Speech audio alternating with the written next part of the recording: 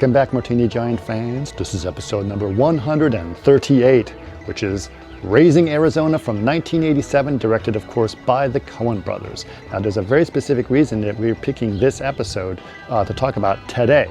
And the reason being is that one of the people involved in the making of this episode, as part of the camera crew back then, is Richard Crudo. And Richard Crudo is an incredible person. He's been president of the ASC 6 times. But why is he important? Well, because Martini Giant as a group is actually working on a production with him. We're doing a short, and it's very exciting. And I finally am able to talk about it just a little bit because it's an article that came out in Variety about the project we're involved with. Yes, this is part of Chaos as well, which is the company that I actually work for, and part of the Innovation Lab. We've been developing something called Project Arena, which involves real-time ray tracing and virtual production. And yes, Martini Giant is involved in one of the proof of concept shorts that we're doing. And it's really exciting to be able to talk about that. So we said, we'll talk about a movie that Richard worked on because it's really cool. And of course, Raising Arizona is a great movie. We love this movie. It's an amazing thing. And the camera work in this film is incredible. And it's just sort of really cool to think of Richard being involved in that making of that movie. So very exciting to see that as well. In terms of our schedule or announcements, not many things I can tell you much more, except that we are going to record a podcast. For those of you who are Martini Giant fans, you guys know that on Saturdays at 3 p.m., usually Pacific Standard Time, we usually broadcast our podcast before they go as actual podcasts. So if you want to watch it live, you can. It's on Twitch, which is twitch.tv/martini_giant, twitch.tv/martini_giant. We also go on YouTube Live, and our YouTube is youtube.com/@martinigiant, youtube.com/@martinigiant. And we may actually talk about this project on this next Saturday. So if you want to check us out, definitely come by and do that, which will be, I guess, April 6th. So April 6th, 3 p.m. Pacific Standard Time. We'd love to hear from you. And if you have questions, you can, of course, just go on chat and ask questions away. There's only certain things we can talk about or not talk about, but we're very excited to sort of start talking about all the processes of making us these things here. So very, very cool. Okay, but for now, please enjoy episode number 138, Raising Arizona. So Raising Arizona is the movie of choice. There's reasons we chose this movie. One is it's a great movie. We've had it on our list for a while. I want to talk about Raising Arizona for like a while, as I said. But the problem, not the problem, the thing that inspired us is that we've been working on a project recently together, and one of the people we've been working with happened to be one of the camera operators on Raising Arizona. Yeah, it's very exciting. Very, very exciting. Very talented very DP. Nice. Yeah, very nice guy. And the camera work in this film is so it's funny. crazy. Yeah, it's crazy. This is like half the movie. Like, it's a great script and a great cast, but the photography is absolute comic genius. The cinematographer is most of the joke. Yeah. Like they the really angles of the it. cameras, the movement of the camera. Yeah. Did you hear that it was influenced by Evil Dead? Oh, it was? Absolutely. Yeah, because they're very tight friends with Sam Raimi. They've made movies with Sam Raimi before. Crime Wave, stuff like that. And researching for this show, I found that out. Mm-hmm. And the guy that they wanted to cast, you guys probably read that? No. Oh, what's his name? Kevin Costner. Oh, Kevin Costner? That's the wrong choice. He went 3 times for an audition. He would have been, if I didn't know about how good Nicolas Cage was. Kevin Costner is actually pretty good. And you know who for Ed? Who went back a couple times, but she didn't get it? Was so they say Kate Capshaw. Oh yeah. Like that's the sort of B+ mid '80s Spielberg version of that movie, and it's pretty good, but it is no Nicolas Cage Holly Hunter, which is an all-timer like Thin Man combination. Like it's unbelievable the teamwork they have in this movie. That's Now, when did you guys? I'm not trying to show my age in any which way. I remember seeing this in the theater, and I was blown away. Yeah. When did it come out? 84? 88? 88. Yeah. I might have been in I saw it in theaters. Pittsburgh. Yeah, I Oh saw my that. I Might have definitely seen saw it it. in theaters. Yeah. I was like, I can't believe how refreshing this Yeah. movie is. I was like blown away. I didn't And that know was the anything same about these year- guys. Yeah, but I also was like, that was the same year of Beetlejuice. I Yep. was like so excited for filmmaking because there was Yep. this visual quality to it that was also just great stories and so quirky and Yep. you know, it's just it was exciting. It was an exciting time for film, and of course, it was crushed, but still. That like the late 80s, early 90s for indie film is the reason I think about film the way that I do. I think that it's really a legendary period of time. There's like after that, indie film becomes very popular via like Pulp Fiction, and then it becomes a whole different level of it. Like, or rather, through Sex, Lies, and Videotape, like that becomes a whole different level of an event. Yeah. But indie film in the 80s and early 90s, before it became like culturally relevant, is some of the most wild, experimental, crazy stuff that has ever been done in American I cinema. gotta say, watching this again, this was so. I see Tarantino was influenced by this. Oh, huge! Yeah. I believe he's a giant fan of this movie in particular. Like, yeah, there was something about like even just the whole all the little routines and the way it was shot. I was like, God, he. I didn't it's also put the very two and two tight together. Yeah, it's a very tight comic screenplay. You know, it's like there's not any extra bits in this movie. Like, I feel like when you watch comedy today, so many comedies are just like padded out to the nth degree.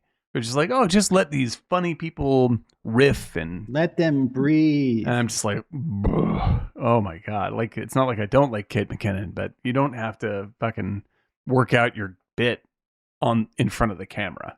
Okay, like, so are you talking about Barbie? Yeah, and other things, but yeah, but I felt that way about her with Barbie, like Kate McKinnon. Yeah, I love and her. I like Kate McKinnon a lot, but like, you know, don't just hire her and then go, okay, be funny, we're rolling. Like, that's not how you make a movie. Like, that is how you make a movie, but you have to be really focused if you're making that kind of movie. Like, improv is a different thing entirely. So speaking to Richard, we should talk about the guy we're talking about who we know who did this film is Richard Crudo. Richard Crudo.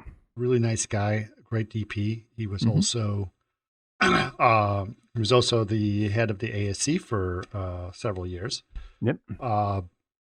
But I did a podcast with him, which is going to come out on CG Garage, which I'm very excited about. And he was mentioning how, like, you know, he worked with Gordon Willis quite a bit, which of course we all just a gushed hero over. of Martini Giant, absolutely. Yes. Yeah. But he mentioned how they would plan out shots all the time. Yes. They blocked them out. They worked it out. They go boom. And you see this film, and this film was planned out. Yeah, every shot they know what the gag is. Yeah, exactly. They plan, and he goes now. He goes.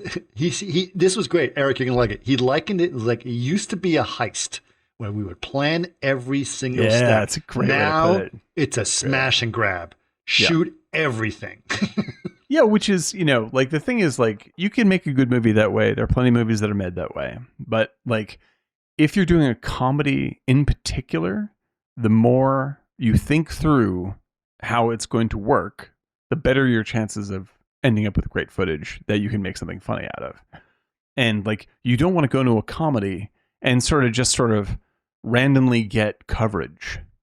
Like that, like, you're not doing the movie any favors. Like, the camera is joke is. Yeah, exactly. Like, the staging of comedy in particular, like even more so than like horror, is absolutely paramount to making jokes work.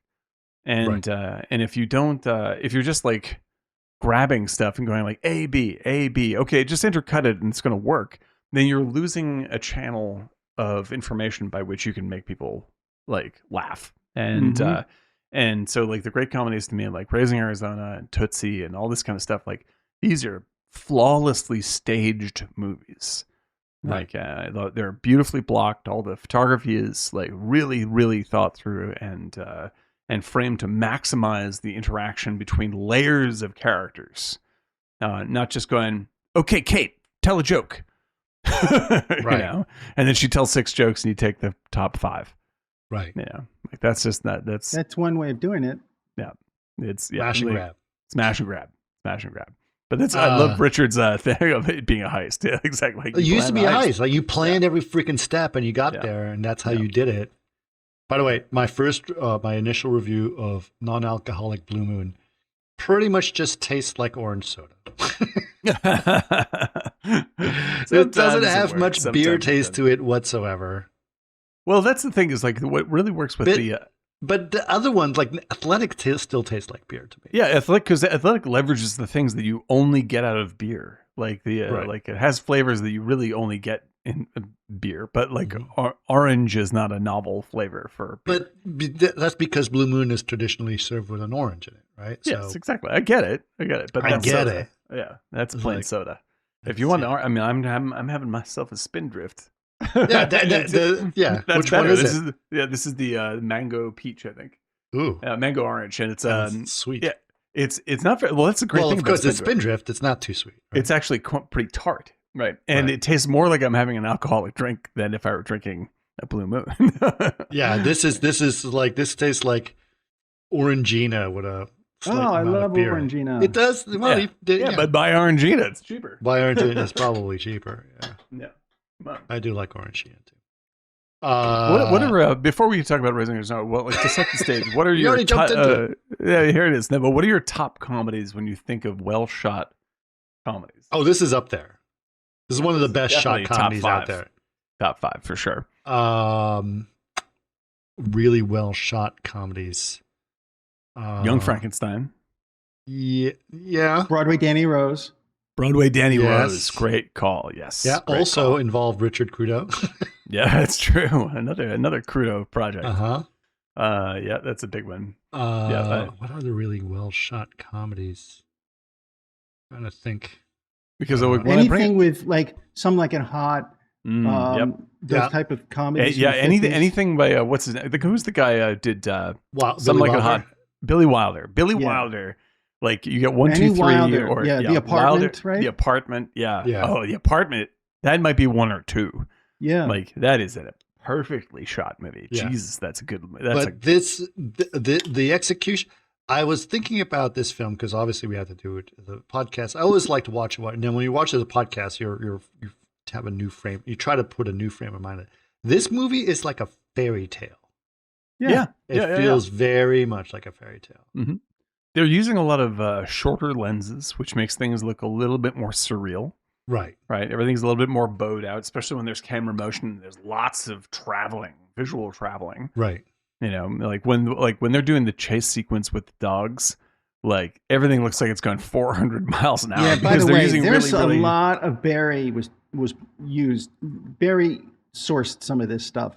Because I watched some of this, I was like, "Oh my god!" Yeah, there was these Barry gags with the cars coming out of the back of the supermarket. Right, and that whole suit is like the supermarket fight in Barry. Yeah, exactly. Yeah, anything where a car comes to a sudden stop, shot on a very wide angle lens. Yeah, exactly. Then you're in that territory.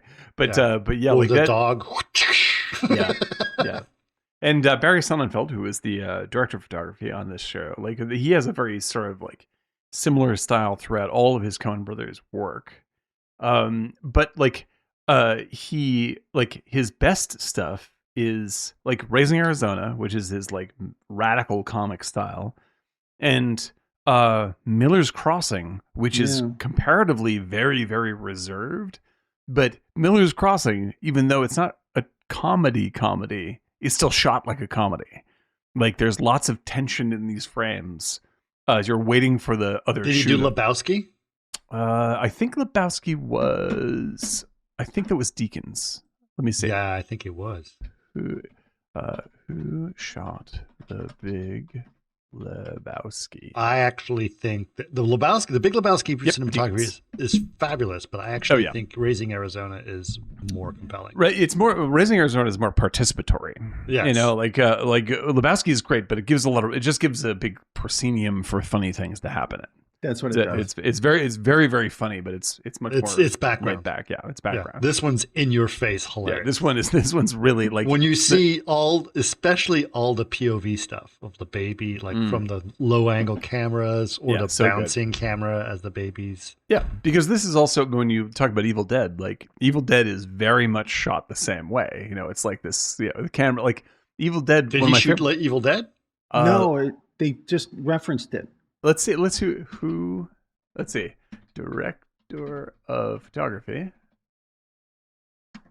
Evil Dead. Because Raimi directed Evil Dead.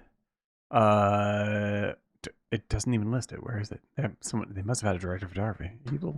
Evil Dead 2. No, 1 second. But yeah, like Evil Dead 2 has one of my favorite. It has the evil cam, right? And like it's a point of view, very short lens camera that's chasing around after the good guy. And it's hysterically Can you imagine funny. just shooting that where you're just a cameraman running around after people? It's so good. It's so good. And like that, because I mean, there are plenty of movies that do that gag, but like they give such a personality to it. Like it'll be chasing after Bruce Campbell and he's chasing through the house. And usually it's a spiritual thing that's chasing him. So like when Bruce Campbell runs to a room and hides and the camera follows in after him and the camera doesn't find Bruce Campbell. And the camera looks around confused. You're like, wait, the ghost is confused? It's super, super funny. Okay, let's see. Writing. Peter Deming was the DP. And who also shot Mulholland Drive. Wow, that's weird. But yeah, so that's a very shared flavor. The Coens and Sam Raimi cross. You know, they're very, very Venn diagram in their comedy. Yeah, Sam Raimi goes way far over the line, and the Coens are just a little more reserved. But it's the same style for sure. But they do comedy really well. Yeah, right. Absolutely. So this is the thing that I think is so awesome about the Coen Brothers. They act. If you look at like Raising Arizona and No Country for Old Men, like it's almost a similar film. Yeah, it is, and the thing is, No Country is also very funny. Like I don't think anyone would call it a comedy, but it's like it's a very wry jokes. Yes, no one's but there is lots of very funny shit in that movie. It's just funny in the context of being essentially a horror movie. Yeah, there is a lot of funny stuff in that movie, particularly from Jeff Bridges. Yeah, there's so many and their next roof's gonna fall in. Like some commentary he always has. Right. Well, it's like their next movie is a straight up horror film, and I think that they do that. They were not going to do movies. They got back together. They just announced they're going to come back and do one more film. They took they were on a good break, but now they want to return to business, and they have a horror film idea. And they've never done an absolutely straightforward horror film, but I think they're going to do it great because horror and comedy are very deeply interlinked in how they work on the audience. You know, it's a scary movie. Yeah, exactly. And this is why it crosses over so well. I mean, you can have something that's absolutely stone cold scary, no jokes. Sure. But the way that you shoot the stuff with setup and payoff and staging within the same frame is very much the same. You know, and how you build the comic tension is how you also build the scary tension as well. So when you see like No Country for Old Men, when like he leaps out the window and runs to the guy in the truck, right? And it's just like, you just keep driving. And he talks to the guy for like 3 seconds. And the guy's about to go. Jaw is shut off. Dude's That's my favorite. Explodes. I know. It's my favorite part of that movie. It's so funny. It's just like, like it's shocking and it's horrifying. Just like the death of that guy, Smalls. The way he blows up is just awesome. Yeah, it's just hysterical. So let's talk about what the plot of Raising Arizona is. How about that? Let's go. Oh, we can. The first 11 minutes is the entire first act of the film. Yeah. Done in the most compressed and efficient way possible and hilarious. And pre-titles. Yeah. This is the best thing about this is the first act ends in the titles of the film. Well, that's the call to action, right? Yes. It's like, okay, here's the premise of the film is they're going to kidnap a baby. 11th pain. Yeah. Yeah. Right. And it takes them 11 minutes to understand why they're going to kidnap a baby. And they pack so much information in there. It's hysterical. Yeah. Into that 11 minute, and it's like no one has ever done anything like that. Yeah. Right. It's just like if you read the freaking Save the Cat book, right? Mm-hmm. They say don't do that. They're like do it has to be 20 minutes. 20 minutes, right? Yeah. But they did in the page 11 or the 11th minute is the first part of Save the Cat. Yeah, that's when the page 11 is when you're done with the introduction of everything. Yeah. Right. But they are right in like the moment after the titles fade is when they're in the stealing the baby event. Right. Which is like that means they've already made the decision. They've already that is definitely a turning point of act one, immediately. And so once they steal the kid, the movie's off to the races, and you're only 11 minutes in the movie, and it gives them all this room to make it as complicated and ridiculous as they possibly want it to be. And it's complicated. If you listen to that 11 minutes, what's brilliant about it is there's a lot of stuff that happens in that 11 minutes, and it's all done with comedy and everything. Oh, they pack it in there, man. You get all of HI's backstory, right? You get you introduce all the elements that you need. Right. Holly Hunter is a cop.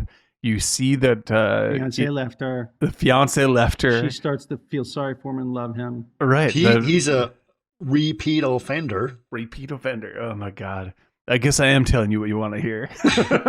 He is a small time grocery or convenience store thief. Right? Yeah, he's the hold up guy, right? And he gets busted every time. He goes back to jail multiple times. Every time he goes to jail, goes through the same processing every single time, where they take his photographs, turn to the right, turn to the left. Right. That's Holly Hunter who takes his picture. Yeah, sees her every single time, and he says she's a fine lady. Yeah. My finance left me. And so develops their love story over the course of 10 minutes and gets them married, and then they find out that they can't have kids. Well, you also find out that he's just cannot stop robbing convenience stores no matter what. You also are introduced to where is it? These two characters behind Eric, which is John Goodman, and I don't know who the other guy is. I forgot. Oh, he's great. That's William. What's his name? William something. I'll look that up for you. But yeah, so they get brought in. It's terrific characters. I also love the fact that you were introduced to those characters when they are in therapy together, group therapy together. Oh my God, it's so good. And they they do horrible things like robbing banks and everything else, and they interpret it as this is what I was told to do in therapy. Yes, exactly. This is all part of my journey. It's all part of my journey. Dr. So-and-so told me that I got to take some initiative in my life. So this is me taking initiative by robbing this bank. Right. And so, William Forsythe is the other guy. Some people put career before family. Yeah, it's so good. And the thing is, this is basically a growing up movie about HI. HI doesn't want to grow up. He loves fucking around with his buddies, and that's what he wants. He doesn't want to. But he is completely in love with her. Mm-hmm. Right. So this is the kind of thing that you make. It's like when David Lynch made Eraserhead because his wife was pregnant and he was terrified of becoming a dad. Right. And so the entirety of Eraserhead is the anxiety about becoming a dad. And this is basically the same thing. I'm sure that it's like Joel or Ethan was just like, oh shit, I'm married now and my life is changing and I don't really want to stop doing all the fun stuff, but I love my wife and I want to try and have the best of both worlds, for the first couple of years of your marriage, and that's not going to work out. Your life is changing and you have to accept this. And so John Goodman and William Forsythe represent his younger self. His his nostalgia for his juvenile years. Yeah. And he slowly comes to understand that you must leave that past behind. They are so charming too. It's hilarious. So fun. John Goodman, man, he was not even. I don't know if he was fully John Goodman yet. No, He'd he been in a few wasn't. movies. This is the first time I ever saw him in full bloom, and he is unbelievably funny in this. Yes. So 88 just came out. Yeah. A few Like years he was in after, like Revenge of the Nerds and stuff like that. He's good. That's right. So this is after Rosando. No, before. Yeah, it's before. Yeah, and like he's in the 90s. Yeah, he's like a that guy kind of actor, right? Yeah. Where he's good, and you go, I think I've seen him before in other stuff, but this is the first one that I saw him in where I was like, who the fuck is this guy? This guy's brilliant. Yeah. Comic genius. And especially bouncing off of Devane, who usually plays like, his partner usually plays like evil, crazy people. Yeah. Right? And I remember him in this, and I loved him. And then it was really until we saw the, what's the Barton Fink? Barton Fink. Yeah, that seals the deal as far as Goodman is concerned. Yeah. Yeah, that's when you're like, this fucker can act. He's funny and he can act. Well, Lebowski too. Oh, he was also later. in. Yeah. You know what else he was in is Sea of Love. Oh, is he in Sea of Love? Yeah, with Pacino. Oh, Pacino, yeah, and Barkin. Yeah. 91. I really loved that movie when it came out. So do I.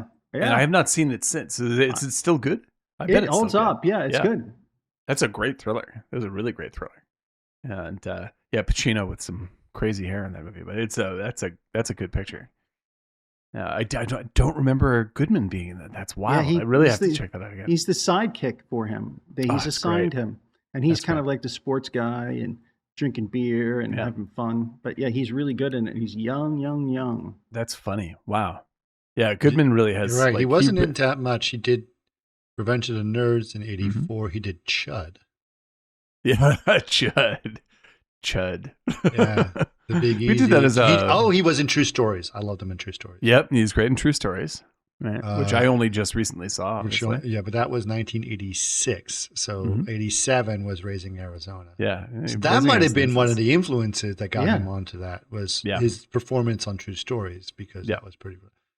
And then Equalizer, which is also because he did some episodes. He was on Moonlighting. Right. Interesting. Coen Brothers are from the Midwest, but they were shooting Blood Simple in Texas, and Raising Arizona is Texas-based as well, isn't it? I think.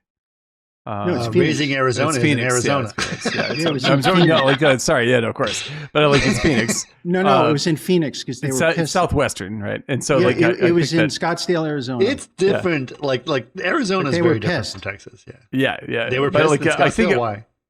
Because they didn't feel like it represented Scottsdale in the proper way. The mayor did, at least. Okay.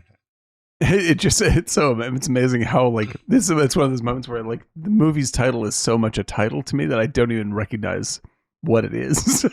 Like, of course it's shot in Arizona, Dan. It's Raising Arizona. But Raising Arizona is like Star Wars in my mind. It's like, this just means this movie and comedy. Right. But yeah, like I'm sure they were part of like the Southwestern filmmaking network that True Stories was also a part of. Sure, but they did have a thing about the Southwest, right? Yep. Texas was one of them. That's about as far east as they went, right? Right. They've because they go back for they do Blood Simple, they do what do you call it? No Country is there. No Country was shot at the same time. But No Country was more that was more West Texas. That's West Texas, yeah. That's true. Because that's actually, it was shot, No Country, I think was shot near, what's the place with the lights? It's where they shot Marfa Giant. Lights? I think it's in Marfa. It's Marfa, where they shot Giant, because they were also shooting There Will Be Blood. Right. And apparently there was a problem, because every time There Would Be Blood would shoot, the gas fires, it would get in the shots for No Country. Yeah, that's right. It's funny, I think these two absolute Titanic movies. So they had to sync everything, because those dark gaseous flames would be on the horizon when they were shooting behind the characters. Yeah, that's insane. Two absolutely classic movies being shot 5 miles apart. Yeah. In the same place, in the same time. That's incredible. Yeah. And there's silence. But no, they find out they fall in love with each other. He gets out of jail. They do get married. They decide that they live in a small trailer in the middle of the desert, which looks like a meth house. Mobile home in desert. Yeah. They say the world is too beautiful not to be alone. I mean, his narrative was so the writing is so good in this too. Oh, it's an incredibly tight, funny script. Very good script. Yeah, everything that is introduced is used multiple times. Right. You know, like everything pushes everything else around. So you have like how did it when they say like she can't have a baby? The way they said it is like we found out that her insides were a rocky place where my seed could find no purchase. Just perfect. But it's just like the fact that she's a cop and he's a criminal is great tension, right? Sure. Right, which is terrific tension. The fact that you bring in John Goodman and William Devane pulling on High, right? Mm-hmm. You have High's boss and his family coming into the mix and threatening them as well. High, who's the guy who talks to High while he's at the press the whole time? That's what's his name from Blade Runner. Yes, and he's also in Blood Walsh. Simple. Emmett Walsh. Emmett Walsh. Yeah. So good. Oh my God. What a cameo. That's Bill Carson, you see. My favorite line that slipped by me the first 20 times I saw this. He goes, me and my friend were doing a highway emergency work. Not official, you understand. Right? So it's just like, you think that he's telling a story about being an EMT. No. He's not. Like they're just patrolling. They're just driving back and forth on the highway looking for car crashes. There's a spherical object arrested in the highway, and it's not a part of the car.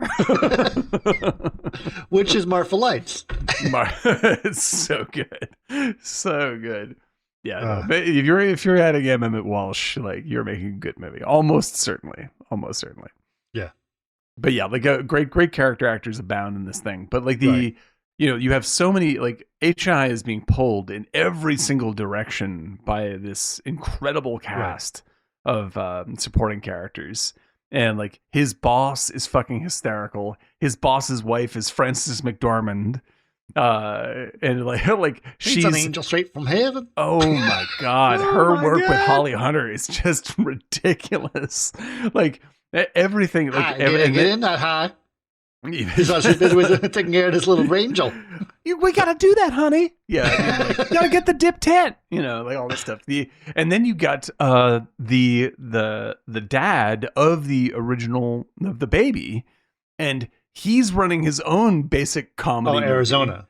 Nathan, Arizona. Yeah. And so you have like it's like like every single element of this mechanism is both a funny movie in its own right, and everything is putting pressure on H.I. McDonough. And so like it's as tight as it can possibly be. He goes through all this bad part of his life, falls in love with this woman. This is all in 11 minutes. Falls in love with this woman. Right. They get married. Then they have the salad days of their life, which is so hilarious. Yeah, the salad days. Shakespeare quote for you right there. That's pretty great. And she wants a baby. They can't have a baby. So they don't know what to do. And somehow the news comes on that Nathan, Arizona, who owns Unpainted Arizona. Unpainted Arizona. If you can find lower prices anywhere, my name ain't Nathan, Arizona. And of course, his name is not Nathan, Arizona. His name is Nathan Huffines. Why did you change your name to Nathan Huffines? Would you buy furniture from Unpainted Huffines? Unbelievable. Now, what's funny is that there is a place in Houston, Texas, called Gallery Furniture, and it's almost identical That's terrific. to Unpainted that. Arizona. And there's a guy, I forgot his name. He's Mr. Gallery Furniture guy. But And he is just, I would say like Nathan Arizona is classier than the guy in Houston. Let's just put it that way. Okay? But it's the same shtick. Same shtick. Right. It's like, come on down to Gallery Furniture where we save you money. And he holds up like a wad of cash as he does this, right? And he does this every time. Now, that guy specifically, it's huge stores, no like money stores, but he's got like the big stores, etc. He's very rich in Houston and kind of like this, everyone knows him. Whenever there's like a big flood or something like that, he's always like giving away free mattresses, letting people sleep in his store. He's one of the big philanthropists. But what's funny is that he lives in like the Beverly Hills of Houston, and he's not, shall we say, upper crust. So so that's like the conflict. Riche. Yeah. They're like, oh well, he's like next door, and drives a big old pickup truck, and probably has a bunch. That makes me like him more. Yeah, probably has a bunch of jet skis like parked in the front lawn. Oh yeah, exactly. Oh, God bless. That's good. That's ATVs. Yeah. I hope Unpainted Huff Hands isn't going to be at the restaurant tonight. Yeah. That's good. Anyway, so Unpainted Huff Hines ends up having, it's all over the news. They have 5 kids. They have quintuplets, right? Mm-hmm. And Arizona Quints. And that's when Holly Hunter's character, Ed. I love the fact that her name's Ed. Ed and H.I. Ed and H.I. And they call him Hi. Yeah, so good. Like, what's his actual name? Herbert? Oh, I can't. Herbert. Yeah, I think that's it. Yeah. Because we only find that out because he writes the letter, right? Yeah. And he's a fabulous, he's so eloquent in the way he says things. It's great. And this is Nicolas Cage at his absolute prime. I love Nicolas Cage. Moonlight, I think he's wonderful. This is like Moonstruck and this. It's like he's this one's absolute force of nature. This is even better than Moonstruck, because in Moonstruck he's over the top and it's kind of jarring. Yeah, well, it's very funny. I think it's very funny, but it doesn't matter. Here, he is over the top, and everyone's joining him for the ride. Yeah, everyone's like, Moonstruck is funny because he's completely out of place. Like, he has his hand, he has his bride, like this completely over the top stuff. And it's good in a cartoony way, and it's funny that it's out of place. Well, it's disarming, which is why she falls in love with him, right? Right. But like the greatness of Raising Arizona is, like, as you're saying, is that everybody is supporting this performance. Like, just like, everyone's surreal. Everyone's aiming at the same target. And so it allows it to become even bigger and broader and sillier, because this is the world. The world is a silly place. Everyone has an over-the-top character that's completely unique from the other over-the-top character. Yeah. Right? Holly Hunter is just this emotional basket case. Yeah. Right? Like, she's funny. Because she's like, she's getting her baby clock is ticking, and she is like keyed in. Like, this is we need a baby high. They got you don't come back here without a baby. Right. And the thing is, like, all of their southern accents are also over the top. Over the top. It's crazy over the top. But very believable. Yeah, very believable. It's all there. Everyone's on point, right? Yeah. And I mean, I think that's Holly Hunter's natural accent, only just super emphasized. Right. Yeah. And so you have like, what's amazing about her performance is that in any other hands, she would be really annoying. Like, she would be I fell in love with her. But she is so likable in broadcast news. Broadcast news. Unbelievable. I was in love with her. I was like, man, this girl is so smart and beautiful. I don't think there's ever been an actor who is both so likable yet so like Sally Field. Yeah, I would say I like Sally Field, but she's better than Sally Field, right? Yes, of course she is, but she was basically a smart Sally Field. Yes, like, because she's so up in her head all the time, right? But she never undersells the emotion. Like, because like you have characters like Lauren Hutton was really good at playing like the super up in her head characters like in Network and stuff like that, or Lauren Bacall. No, Lauren, what is it? Lauren, what's her name in Network? Anyway, like from Chinatown, not Faye Lauren. Dunaway. Faye Dunaway, thank you. Like Faye Dunaway is great at playing hyper intellectual characters that are dominated by their how much they overthink things, and Holly Hunter does that, but you also like them.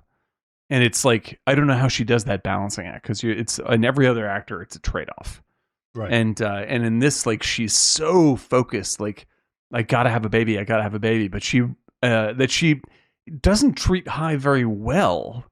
But she is always coming from this loving place anyway. Well, that makes me like her. I want this family, and we're going to be a family. And he's generally okay with it, because he will pretty much do anything. Like, he loves her. Like, he absolutely loves her. And he looks at this as like, okay, my life has changed, and now I'm going to be the good person, even though I have no idea what that actually means. This is it's the perfect way to describe it, because like he loves her so much, and he is terrified that he is not a good enough man to live up to her standard.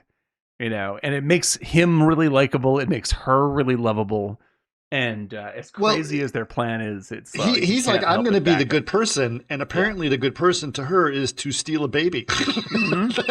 Yeah, she's lost her fucking mind. She's lost her mind.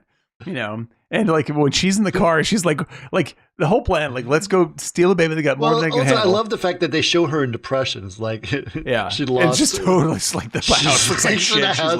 She lost any interest in policing and doing housework. It's incredible, and it sums up so perfectly. You never really find out how she quit her job. It's not pronounced at all. Right. No, they just said she just gave up the force. Yeah. Like, she's lost like all hope. And like everyone has felt like how Holly Hunter looks in that one shot where she's sitting on the edge of the bed and everything just looks like hell. And she's like, and so like you're totally on their side as they go in, and he goes to steal the baby. Right, which is a hilarious scene just in its own right, of like just trying to pick a baby and steal it is like, this shouldn't be funny, but it's unbelievably funny. It's very funny. But it was, I was thinking about that shot because I was looking at the whole thing. I'm saying so beautiful, but that shot where they decide, okay, we're going to steal the baby, and it's shot from outside and it's dusk, right? Mm-hmm. And it's grainy as hell. It's actually a really grainy shot. Oh, they're pushing the film super hard. To get in there, and it's like, oh, let's see. And it like doesn't really look right, and like, okay. And then he gets in the car, but then they turn the camera around to the sunset, and it's like, it's perfectly exposed for that sunset. And, exactly. And that's when the titles come behind the camera. Like, and we should talk about the music. The music. Carter Burrell. Yeah, it's Carter Burwell, is playing the entire time throughout the whole film. And banjo and yodeling the whole time, unless they're in a convenience store where they play the exact same music but as music. Yeah, it's a long goodbye gag. Yes, it's like it's so perfectly done. And Carter Burwell has been doing music. I think he's done all the whole of their time. Films. Yeah, and he's just a genius. He's an underappreciated genius. But this is most of his stuff is very subtle and very, very. Oh, this is not subtle. This is the opposite. Like this is good and the bad and the ugly, like in your face. Yeah, it's like music is playing the entire time, and yodeling down. Yeah.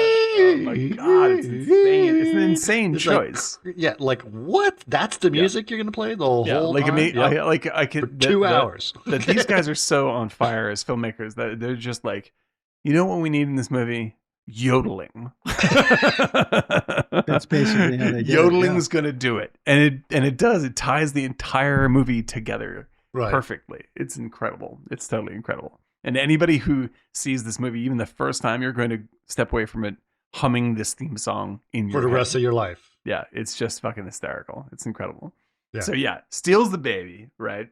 And the baby becomes with the way they stealing the baby scene is just pure slapstick comedy, like Buster Keaton level crazy. Because the babies become like this, like the way they treat the babies in this movie are like, they don't just let the baby be a baby. Like it becomes like there's 8 of them, by the way, in the credits. It's like a zillion babies. I know. It's like he becomes overwhelmed with the number of babies, and it becomes like a monster movie. I just think about like how people always say it's so hard to shoot babies. It's like because there's so many baby shots in this film, and the babies are almost always smiling, and they're being held by the actors in scene. Yeah. Oh my god. So these babies, like, imagine like having a baby that's. I was like, oh, this one's crying. Pass me the new one. And like, like when you're around a lot of babies, they like you have to if you don't have your eyes. Yeah, they empathize with each other. Yeah, like they start like it's like they're in cahoots. And so this is what happens in this scene. It's like they're in their own little baby world of exploring and like doing all this. And he is already in his nightmare. He's like, fuck, like this is what I was worried about. Oh, like, yeah. Like I don't know if I want to be a dad, and here I am trying to pick like picking a dog from the pound. Yeah. You know, like it was God. And the crib. What I love about the crib is like it's this big crib, right? And there's 5 names against the back of the crib for the 5 babies. Yeah, Larry, Barry, Harry, whatever it is, Nathan Jr., whatever it is, and Junior. And who knows which one's which? Because they're all crawling all over each other. Who knows? I think I got the best one. Yeah. But he initially gives up and goes back down. So I couldn't do it. They were all over me. It was horrible. You get back there. You get back there. When she rolls up the window on him, like, get the fuck back in that room. They have more than they can handle. They got more than I can handle. Honey. Like having to go back into the baby scenario is a nightmare for him, and like there's tension from the parents are going to discover him. I mean, it's like it's so ridiculous that it's a heist film with babies with a baby. And then there's all these baby cam perspectives, like the baby's under the bed, his face under the bed, the baby's crawling over the crib. I know they got like the Jaws cues playing, like Jaws cues playing as he's doing that. Baby's going about to fall over the stairs. He rescues it at the last second. They do not miss a beat, man. That thing is like just that one scene is that like you would make an entire movie out of just this. And this is just a but scene. It's real slapstick. Like that's and there's a lot of those moments of the slapstick stuff that happens, but this one is just like just trying to like if you've ever dealt with a baby and you're like trying to change his diaper and like don't cry. They're cutting downstairs to Nathan Arizona and his wife, and like he's like they introduce Nathan Arizona so well, like when he's just like yelling at the guy on the phone, just like 2 chairs, you got was it introduced by an ad though. Tables, no shit. That's like they introduced by an ad though, which is a classic, which is terrific, right? Dan you know who he is. Two was that with a table and 2 chairs, you got a dinette set. 2 chairs, you got dick. like he's in control. This dude is in control of his whole life. Like his wife is just like yes-steering the whole time. He's running his household. He's used to having. She's. Old. Oh yeah, like.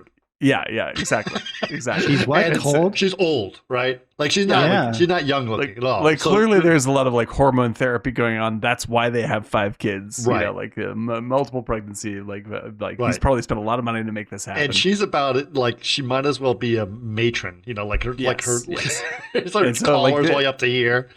And very so like unsexy. the beauty of Nathan Arizona as a character is that he shares, and they point this out as the movie goes on, like he is a form of HI. He's a responsible version of HI. Yeah. Right? You could tell because he didn't care about, it's not like he doesn't care about the kids, but he just tries to make the wife happy. He's the same damn person. You realize that when he catches them returning the baby. Yes, exactly. And you're like, that's here's the a whole guy he advises him. He's the dad. He's the father who tells him what to do.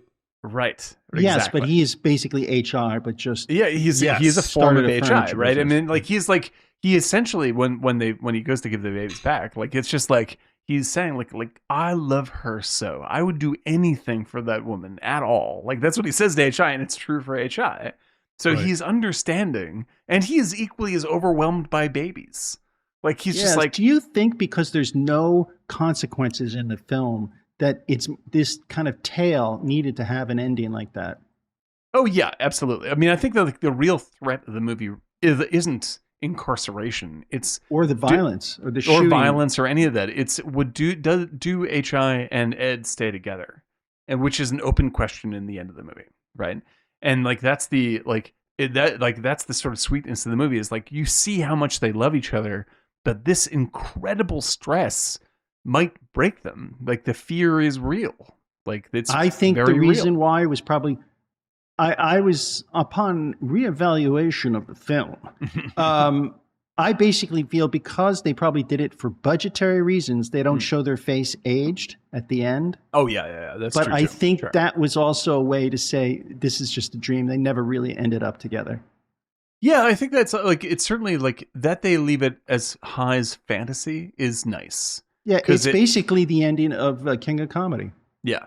Right. Rupert Pupkin, ladies and gentlemen. And but it shows that this may not happen for High, but now High can imagine it happening is him growing up. Yeah. I think you're probably right. Like I don't think that Holly Hunter and he stay together. I don't think that's in the cards. But like it's possible, and that it's possible makes you hopeful for High. And you know that he's going to go on to have something like this in his life now, and so like with somebody else, probably with somebody else, probably. But you can still go. Maybe they work it out. Maybe they get together. But that's not important. Like what's important is it matters to me, Chris. Like doesn't matter. But like it's good that they keep the threat active even in the end, because like it doesn't. Undersell the actual stress of having kids. Like that can fuck up your relationship. It can break your marriage. Well, and stress people out to. I have a theory about why Holly Hunter, like, she left High because she didn't like the person she became. Yeah, exactly. Right, and so she feels that it's because of High that she did it, but it was 100% her responsibility that she did that. Yeah, she is the one who committed all those crimes. She also needs to grow up. Like she seems like the grown up, but she actually needs. She's in transition in her life as well. Sure. Right, and so the people that they become in the end of the movie may not be people that end up together. That may be true. Right. But if like in that, it's not the kind of like if High goes to jail or someone gets killed, like then the threat is taken. Then it sort of removes the responsibility of what the movie is really about, which is like, this is a legitimate stressful change in people's lives that sometimes their relationships don't survive. Like you may end up staying married. Like there's plenty of people we know who stay married, but that they had kids together changed them into people who don't like each other anymore. They became like a business. This happens all the time. And I think it's an honest way to tell the story, to say like, we're still making a movie about a real thing. Like the stress is for real, which makes the comedy better because it's not fake stress, it's real stress. And as long as you relate to it as a real stressor, the tension is high enough to make the comedy viable. And I think that's where a lot of mainstream comedy today goes wrong is that it's not funny. Yeah, well, no, it's not funny. It's so important to have humor in a comedy. They don't keep the stakes high. Like it's like you need to have like in order for things to be funny, they have to be stressful. And it's not enough to just tell jokes. Like you need like for a comedy to work, it needs to be a stressful story. Because like you're never going to laugh harder than when you laugh in relief or tension over something. And that's the mechanism of how the filmmaking works, on the filmmaking end of it works. And that's why these guys are geniuses at it. Like it's in Big Lebowski, Donnie has to die in Big Lebowski in order to validate the stakes in the movie. And everyone's like, I can't believe Donnie died. And even the movie says, I can't believe Donnie died. But if you don't kill Donnie, then the whole thing is just sort of like a fart in the wind. Like it doesn't matter. Yeah. It has to matter. Well, there's got to be a change. Otherwise, they're just going to do the same thing. Yeah, exactly. It has to be a legitimate change. That's what a fucking story is, right? And that's what most, and not to rant about every fucking movie they make nowadays, but it's just like, if nothing changes, it's not a story. No. But if you start off as a bad person, people may misinterpret it. Yeah, God. It's just like, what are you doing? Or worse yet, if you start off as a good person and turn into a bad person, that's what. Oh yeah, that's unacceptable. That's apart from being one of the most interesting stories you could tell, it's now unacceptable. Right. Oh, man, oh man. Michael. But this is why many movies like talk about a bunch of bitchy old guys, but it's just like that's why King of Comedy is both funny and really upsetting. Yes, it is. Like you come out of that one going, ugh, that's fucking awful. Or Swingers. Swingers, oh my God. But talk about tension. There's a lot of tension in Swingers. The fucking phone call in Swingers might be the funniest scene in movie history. Talk about tension. Oh my God. Like that's like, there's not one person on earth who doesn't understand the gripping shame of that scene. Mm-hmm. And it doesn't have to be an answering machine. It's just you talking. Just you fucked it up and you're burying yourself now. Just keep going. Just keep going down that hole. That hole is just getting worse and worse and worse. Yeah. Like by the time when he calls back that last time, you're like, don't. Just don't. God. That really was a stressful. And then she says, like, she gets on the phone and he goes, "Oh, hi. Don't ever call here again. Never call me again." Like that is Hitchcockian in its suspense. That fucking scene. It's unbelievable. But yeah, so I think that's why these guys are geniuses. It's just like they know what the movie is about and they stick to it. The core of the movie is actually an important thing to them. Like sure. This is a real truthful thing to be making jokes about, and that's why it's funny, because you're relieving some stress in your actual life by watching the movie. Right. So they commit the crime. Mm-hmm. They think that, or they're pretending that their life is normal. Yep. Like and they go through this whole big pretend thing. Welcome home, son. Welcome home, son. Getting ready to pop. Getting ready to pop. That's the best, setting up the timer on the camera, and she's like they're sitting there posing like they're happy, and Holly Hunter's just like, "You're going to contribute to the management of the child," and he's like trying to stay smiling. He's like we're set to pop your honey. Which is a perfect phrase. Like he is talking about himself like, I'm about to explode with stress. We're set to pop your honey. Are you kidding me? We got ourselves a family. God. Yeah, it's just incredible. And then of course you introduce the primary problem. No. He has a nightmare first. Yes, he has a nightmare. That night first. I have a dream. Right? Because that's the big thing. These are the turning points. Yeah. That night I had a dream. Right? And so that dream is the lone horseman of the apocalypse that's coming after him. Shit's going to come back and bite me in the ass in the form of this dude. This dude. And this dude is on a motorcycle and the camera is following him up and down these hills, traveling. Right. And this guy's got, is mean and horrible, kills bunnies. Yeah. And this is where your fairy tale analogy really comes in. Like this is where it very much becomes a fairy tale. Yes. It's just like, this is the troll that is coming to kill me. Yes. And you're following the motorcycle as it's going over the hill. It's just incredible shots, incredible sound design. Boom, bada boom, bada boom. And then this camera just turns into a single camera that moves forward into a house up to the stairs. Up the stairs and into the screaming mother's mouth of her son is gone, right? Yeah, unbelievable. And then so I was reading, and federal I didn't know BI. The federal BI. I'll have to ask Richard, but I had heard that the guy that played him, Tex Cobb, is it? Oh yeah, Randall Tex Cobb. Randall Tex Cobb, like, scared the shit out of the Coen brothers, and apparently he didn't know how to ride a motorcycle. Oh no shit, that's funny. And so he broke his shoulder on the first day riding a motorcycle. Yeah. So they he's like, just give me painkillers. So that's why he was on painkillers apparently the whole time to do that, because he had to go to the hospital. Oh God, that's awful. Oh yeah. Because He looks like a wiped guy who out. would be born riding a motorcycle. So That's what they thought. They Yeah. assumed that, and he scared them a lot. I imagine. That dude Also, is that perfect. motorcycle had this like effect on it where the lower pipes were the actual exhaust and the top pipes were just flames coming out. And do you get the is this essentially a symbol of H.I.'s dad? Yes, Like that's what's going on, right? He dreamt it to come Yeah. into his life, Yes. and that was his dad. Like this is the nightmare of who I really am on the inside. Like there's a bad man inside me. And that's the shared what do you call it? The Woody Woodpecker tattoo and all that stuff. Like this is what H.I. fears he truly is.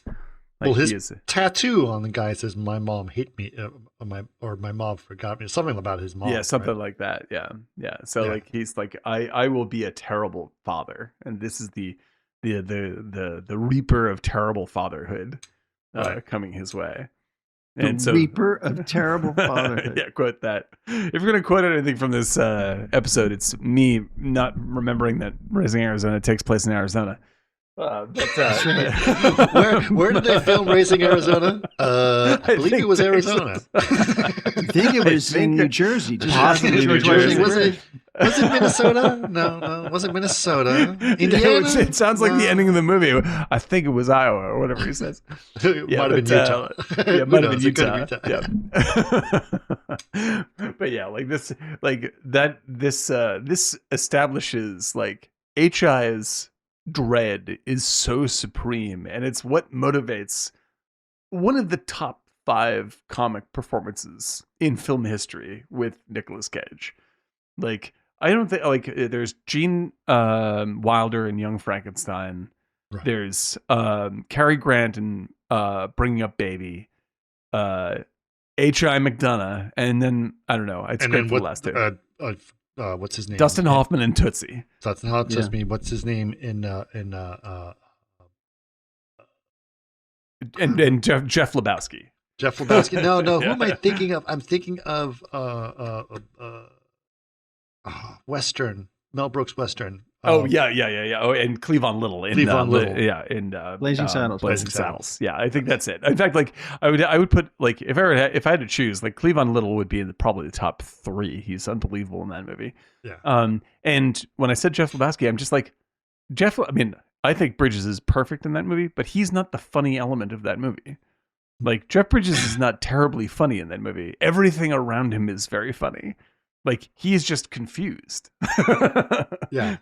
But like Nicolas Cage is a fucking comic supercell in this thing. Like every single line he delivers, every like the way that he stands, even like, the way he reacts, even his narrative it's perfect. It's literally perfect. Perfectly. Yeah, like you said, like the way his narration is written in this overly flowery language. Oh, yeah. That is utterly different from his, who he is in his real life. But this is the poetic soul that he wishes to be. And when he writes, but he can be, even Absolutely. in reality, when he writes the letter to Ed. Yeah. However, if you notice the letter, it's written really sloppy. Yeah, exactly like a little kid. But the words are all there. Yeah. Oh, it's so good. Yeah. It's so good. But even like when he says honey and he goes, honey, like it's a 2-part word. Honey. Unfucking believable, this guy. Like he is there are many movies that I love him in, but there is nothing like his performance in this thing. This is just bronzeable. Yeah, I've always bronzeable. The bronzeable performance of Nick Cage.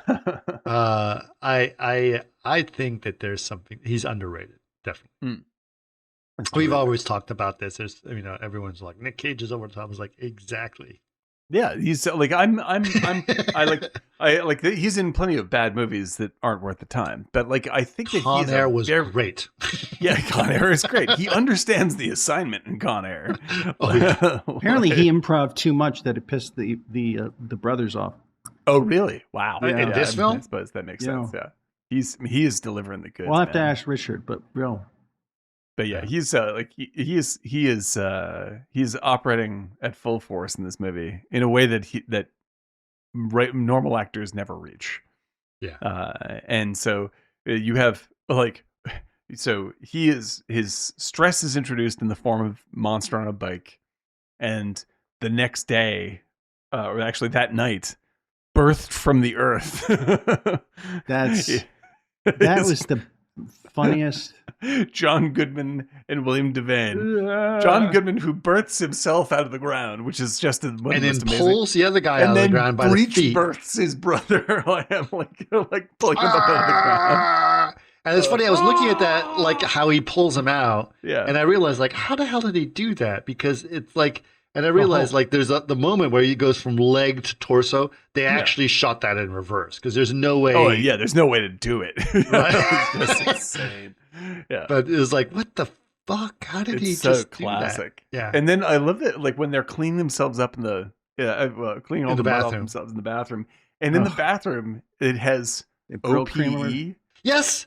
Yeah. OP, that's from Dr. Strangelove. I was just talking about it was Dr. Strangelove. It's like, wait, OPEPOE. I was like, wait a second. There's a Dr. Strangelove reference in Raising Arizona. Yeah. As graffiti on the wall. That's fucking gold, man. Pure gold. Purity of essence. Purity of essence. But like introducing these two characters is the first gasoline they dump on the fire here, and John Goodman is the other comic hero, as we've discussed in this movie. So exactly. So they just got home with their stolen baby, and these two guys show up in the middle of the night, and they busted out of jail, right? It's like, you busted out. It's like, we felt that the institution didn't have anything left to offer us. Yeah, we left on our own reconnaissance. Yeah. Oh my God. And Hunter instantly hates them. She's like, this is a threat to my child. You will be destroyed. The whole point is that we started a family here. Yeah. We're a legitimate family. This is legit now. Even though I just kidnapped the child. Yeah. We are a family. We can't have criminals in our lives. I mean, we are criminals. They're literally it's funny. I watched this movie again, and it's literally, I feel like this is Storks when they steal that baby. Oh, right. Yeah. The animated film. Yes. I watched that. I was like, wait, this is Storks. It's funny as hell, man. Yeah, like this is like this setup. Like once they enter the picture, like because they're immediately like, okay, we're gonna tempt you with your old life, like come out and have beers with us, like the boys, hang out with the boys. You know that he gets tempted because when she's like, depressed and they have a baby. And he says, I find myself driving by convenience stores that weren't on the way home. They're not on the way home. That's like going by a bar, right? Yeah, or like a strip club or something. Like, I'm tempted to rob a convenience store. Like, that's so good. That's the thing that he's jonesing for. And at the same time, when does it come in? When he wants to have this legitimate life, and his boss and his boss's wife come over, and like, but that's the thing, right? So the two guys are there, conflict. She's like, I have a normal life with normal, decent folks. Friends over, right? It's like, and she says, you guys got to make yourself scarce because he's like, we have some decent folk coming over tomorrow. Yeah. And it's like. So maybe I should be with I should hang out with the guys. It's like, I guess maybe not. And his face of just complete shame. And so defeat. Like Goodman's looking at him like, oh, you're so whipped. Like this is ridiculous. You're just gonna do wears whatever. Who wears pants around here? Who wears pants around here, HI? Right. Like these guys smell like they literally came in through a sewer main and they're at the house. Right. Yeah. But like, I know the other when they're eating breakfast the next morning. We don't normally smell like this, Miss McDonough. And Goodman says, or the other William Devane goes, "Why don't you breastfeed him?" Right, and you appear to be capable. Mind your own business. Why don't you just mind your own business? We're having some decent friends over. And So they have to like, get that cereal. you don't do it now, they're gonna regret it later. Yeah, it had an effect on us. Like, so they have to make themselves They go back to the doctor. Like the doctor tells us in jail that in we jail. escaped. Yeah. Oh my god, so fucking good. And so like they make themselves scarce while the boss and his wife come over, and the boss and his wife. Who's the guy? The boss. He was in a bunch of things. He is fucking hilarious. Yeah, The foreman, right? Yeah. Oh my god, this dude. Hang on. Not JT. Yeah, he was the foreman boss. Yeah, I've seen him a so lot. fucking I gotta funny. look him up. Let's see. His name is Sam McMurray. And Sam McMurray is just in a bunch of, like, he's mainly in shitty movies, but he's the best Animal part House? of shitty movies. Yeah. He is, let's see, he is known for. He's so also he's in LA Story. LA Story. He's in, oh, good God, yeah. He was in, I believe, in Anchorman, too, right? Yeah, he's, I believe he's an Anchorman. Yeah, and he's still working today, still doing stuff. Oh my God, his IMDb is like 1,000,000 miles long. Yeah, he starts in Kojak. Wow, man. That's wild. He's in Chud, so he's probably friends with Goodman already. Yeah. Moonlighting, 21 Jump Street, Matlock, The Simpsons. Like, it's just fucking he's forever. In everything. Absolutely everything, this guy. He is in a ton. And so he shows up, he's one of that guy kind of actors. But when he shows up in this, this is stone cold hilarious. This is hilarious the nightmare that you have, right? Yeah, like, of your parenthood and what it's like to be a dad.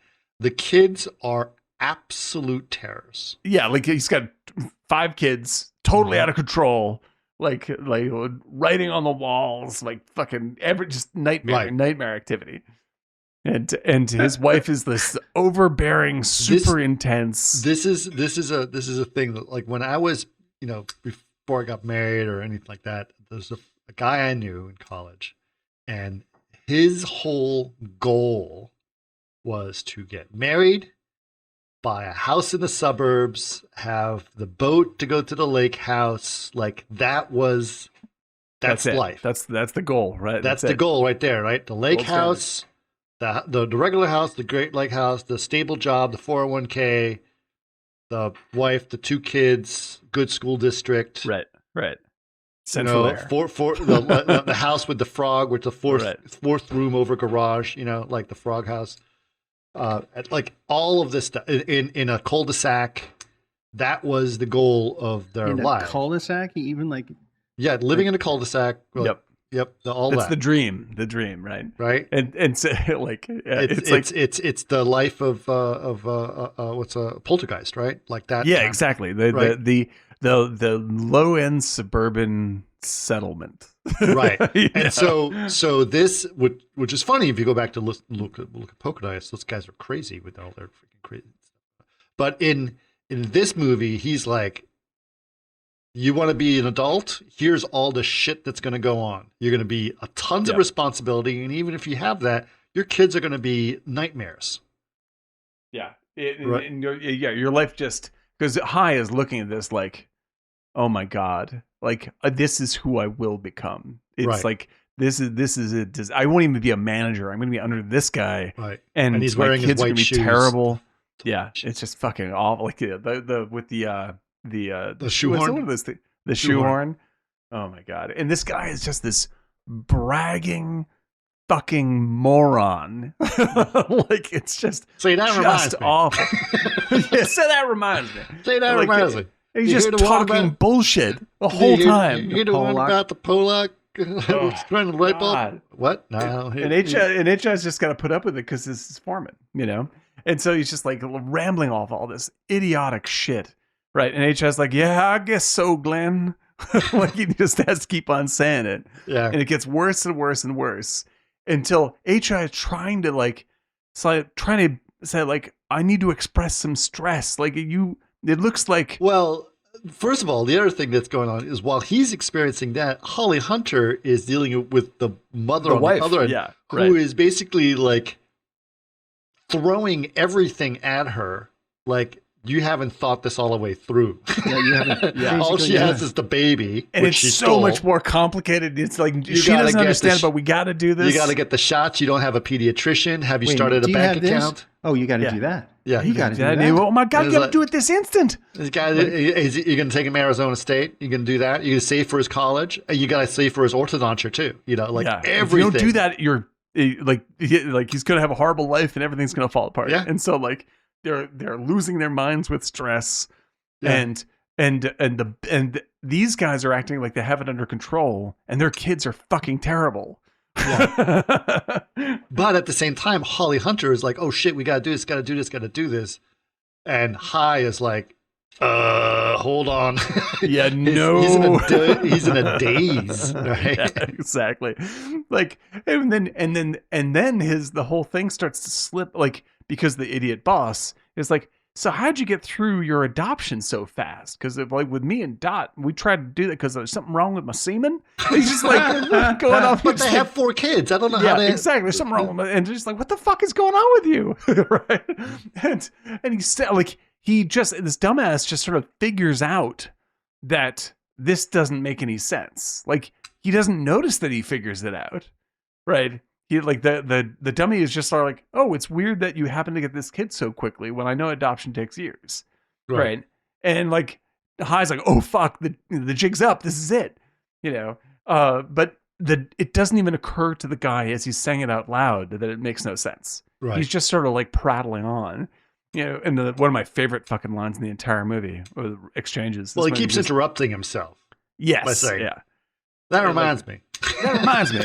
And when he says like, yeah, we tried to adopt, but all he's just like, and like all they had was like How a long kid does it with a take to get heart born on the outside. How long does it take like up to 10 years to get a healthy white child? It's like, and all Healthy they can white baby. what else you get? What else you get? It's like, else you it's got? a black kid with a heart born on the outside.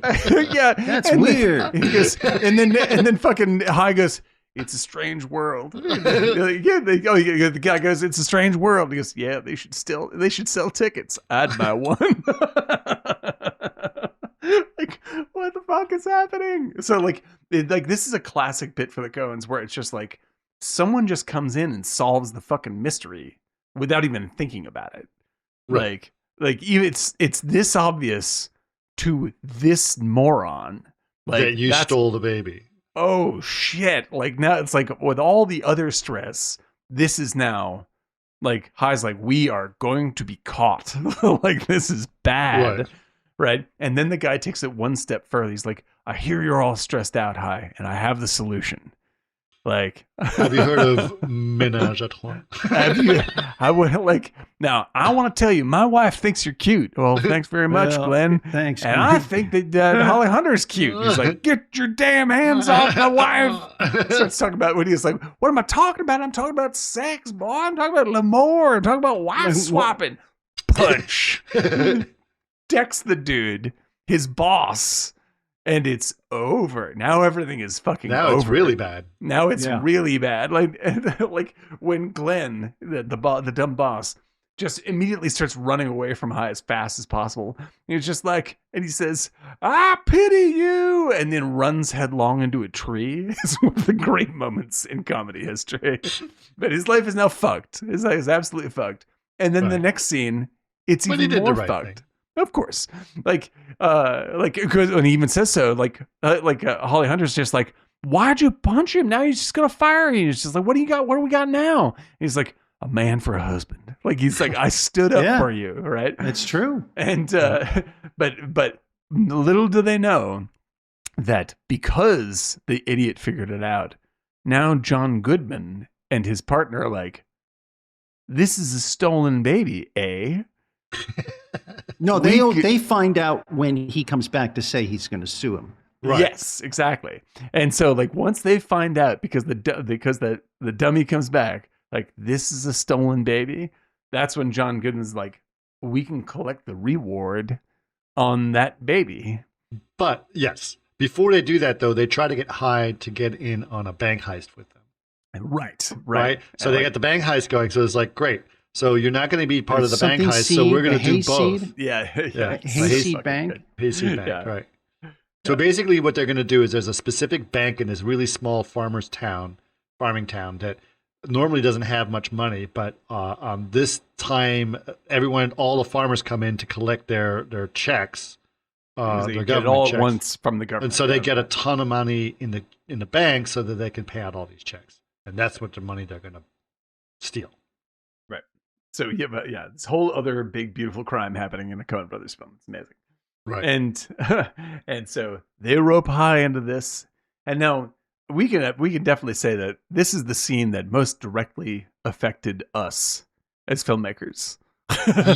Yes. You're talking about the car stuff, right? I'm talking about the car stuff, the bank robbery, like everybody Because freeze, everybody down the ground. Yeah, there's another car scene that we didn't talk about. Is when Nick Cage and Holly Hunter realize their life is shit, right? And he's not going to have a job. They don't do anything. And he doesn't know what to do. He's just a man for a husband, and she's very upset at him.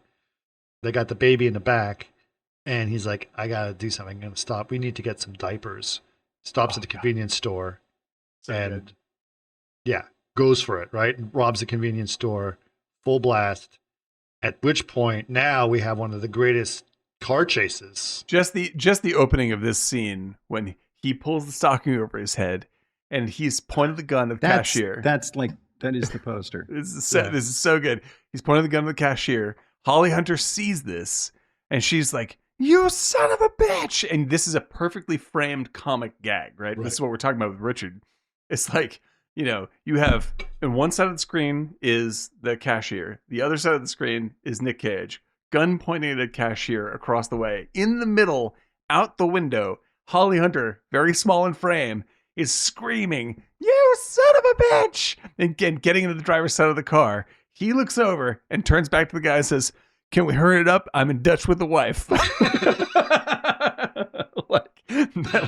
The idea, the dude has a gun on the cashier and he's explaining that he's in trouble with his wife.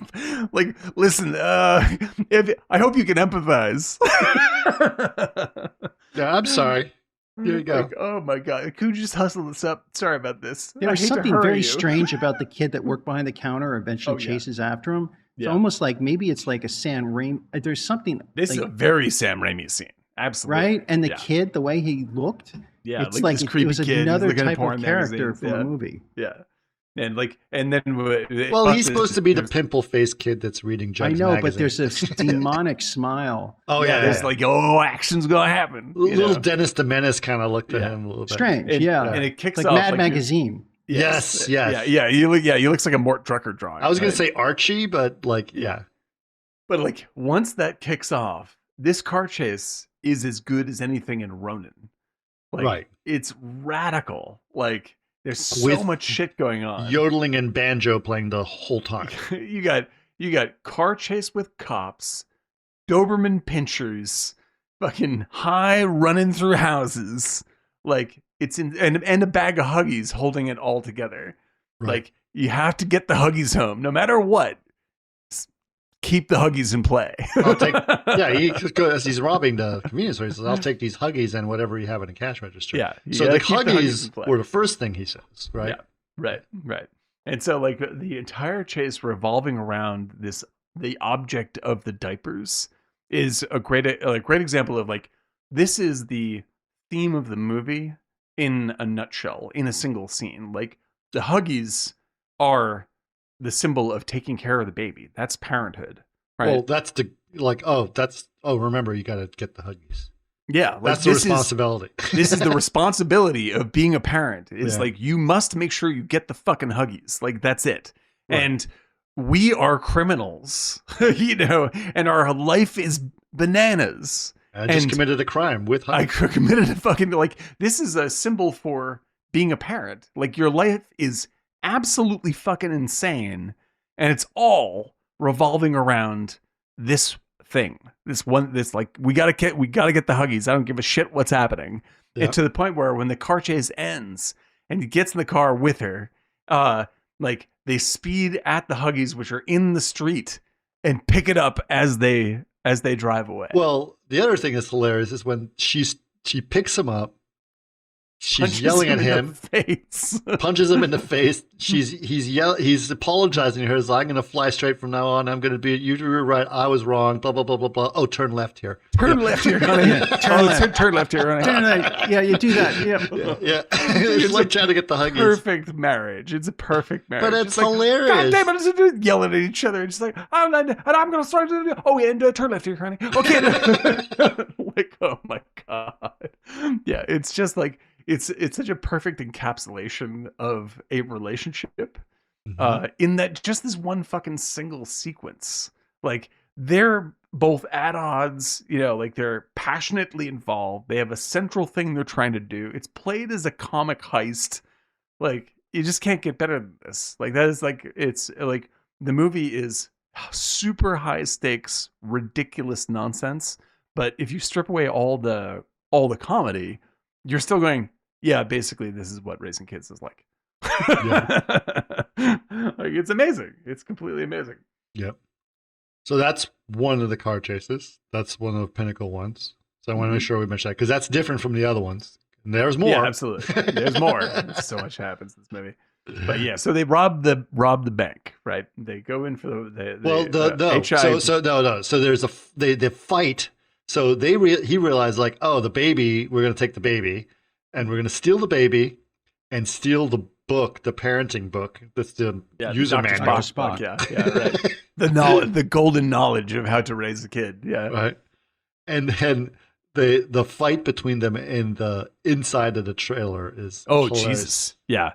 And now I'm not sure how many fights and trailers there are in movies, but this is as good as the fight in the trailer in Kill Bill.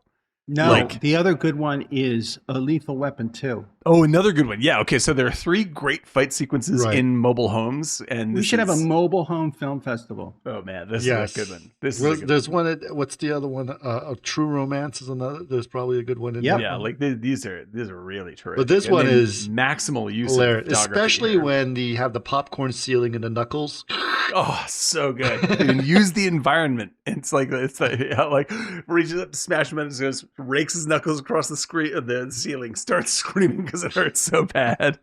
Yeah, like they don't just let the environment be a passive background. Like it's an active character who's there to fuck you up. And what's really funny is they shoot it super wide and yet it still feels super confined. Yeah, it's great. Like his face, like it's like right up on his face, like yeah, punching through walls and shit. Like, it's just and absolutely Nick Cage's awesome. face with a wide angle is very funny. Yeah, comic gold. But yeah, so like you have stealing the baby, bank heist, and unpainted Huff Hines. And we have to keep up with that plot too. You have to keep up with that. Right. Unpainted Huff Hines' dad is like, he's involved in the FBI, right? And like they're trying to ask him a million questions. They're like, "Why are you guys all here in the one place we know he isn't at? Where my boy ain't at?" Oh my God, we're just like, what does it look like? He's a baby. It's got Jamie's on. It's got Yoda's and shit on it. Like, it's just he's dressed in a 3-piece suit. What do you think it was? Jammies. Yeah, sir. At this point, I think you'd like to wash your hands. Like, $500 camel hair suit. Oh. Oh my God. Yeah, so like that's the pressure coming down. You have the fucking assassin, whatever he is, biker guy. And, biker guy. You got you got Smalls. You got John Goodman. You've got the bad. You've got the pressures from all angles, right? And then you've got the foreman. Possible, yes. Right? Yeah, everything. But I also love, like, immediately they steal the baby, like Goodman and the other one. And the baby is adorable and cute and giggling the whole time, so everyone loves the baby, right? Yeah, the two of them immediately fall in love with this baby, and they become parents. And they become parents. What is little brother? Yeah, I think that's basically what is that? I was saying earlier, storks. Yes, is it storks? It's the whole movie is about these guys stealing a baby and then falling in love with it. Yeah, and they start like, you know, like caring for the kid, even though they're kidnapping the kid to sell it for money. Like they're just like, He smiled at me. I think he had a little accident. Oh, that's just natural. Oh, that's just natural, partner. But like Goodman and Forsyth become like a married couple caring for the baby. He steals the show, Goodman, on this. Still to this day, it's so good. You wait for every moment he's in. He's really great. Well, they go to the convenience store. They get the Huggies too, right? Mm-hmm. And then they try to get, they ask for other things like how do they go on, and it's like almost like I believe they go around the back, and it's like I know how to go on. Do they get fasteners? It's like I think it's all pretty self-explanatory. It's like so well, you got fasteners or tape bits, and our favorite bit of dialogue from the whole sequence when he's just like William Forsythe picks up, we get a little some balloons for the kids, right? Do you come in funny shapes? Shapes. That's if you think round is funny. Round is funny. Oh my god! Yeah, it's fucking endlessly quotable movie. That's what's best about that is that's a hilarious line, and then they do it again when he goes back in the car. It's like I got some balloons. It's like are they come in funny shapes? No, just circular. Just circular. Just circular. But you see, they did that in No Country for Old Men with a guy. Like, which coin? They like to take exactly the convenience store guys and use them as this kind of the foil for the bad guys. Yeah, it's hysterical. Yeah, I mean, the Coens definitely have like these. There's certain scenes that they love, like it's like the body by the side of the road scene. They do that in like 3 films. Like they just like reconstructing these elements like that. The people driving by in Fargo. Yeah. And they see him carrying a dead cop. Yeah. Oh God, it's so good, man. So good. I never thought about the blood the No Country connection, but I think you're exactly right. It's basically the cashier scene, the cashier with the coin. Yeah, it's amazing. What did I lose? Everything. Putting it up your whole life. Oh man. Yeah, like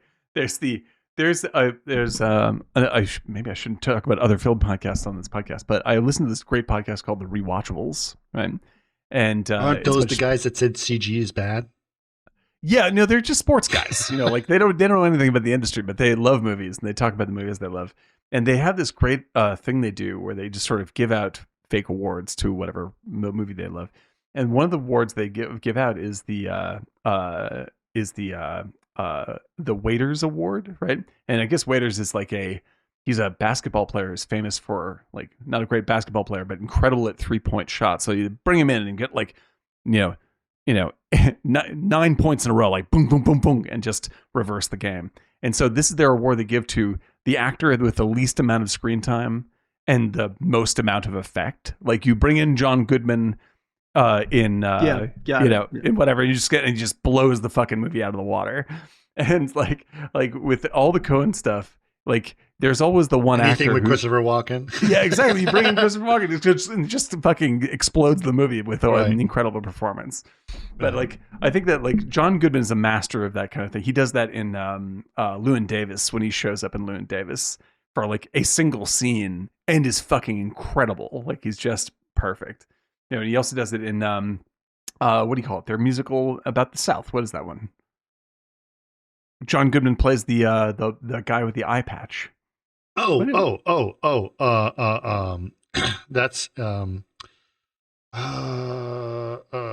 what the God, I can't believe that slipped my mind. Famous. Yes. Great soundtrack.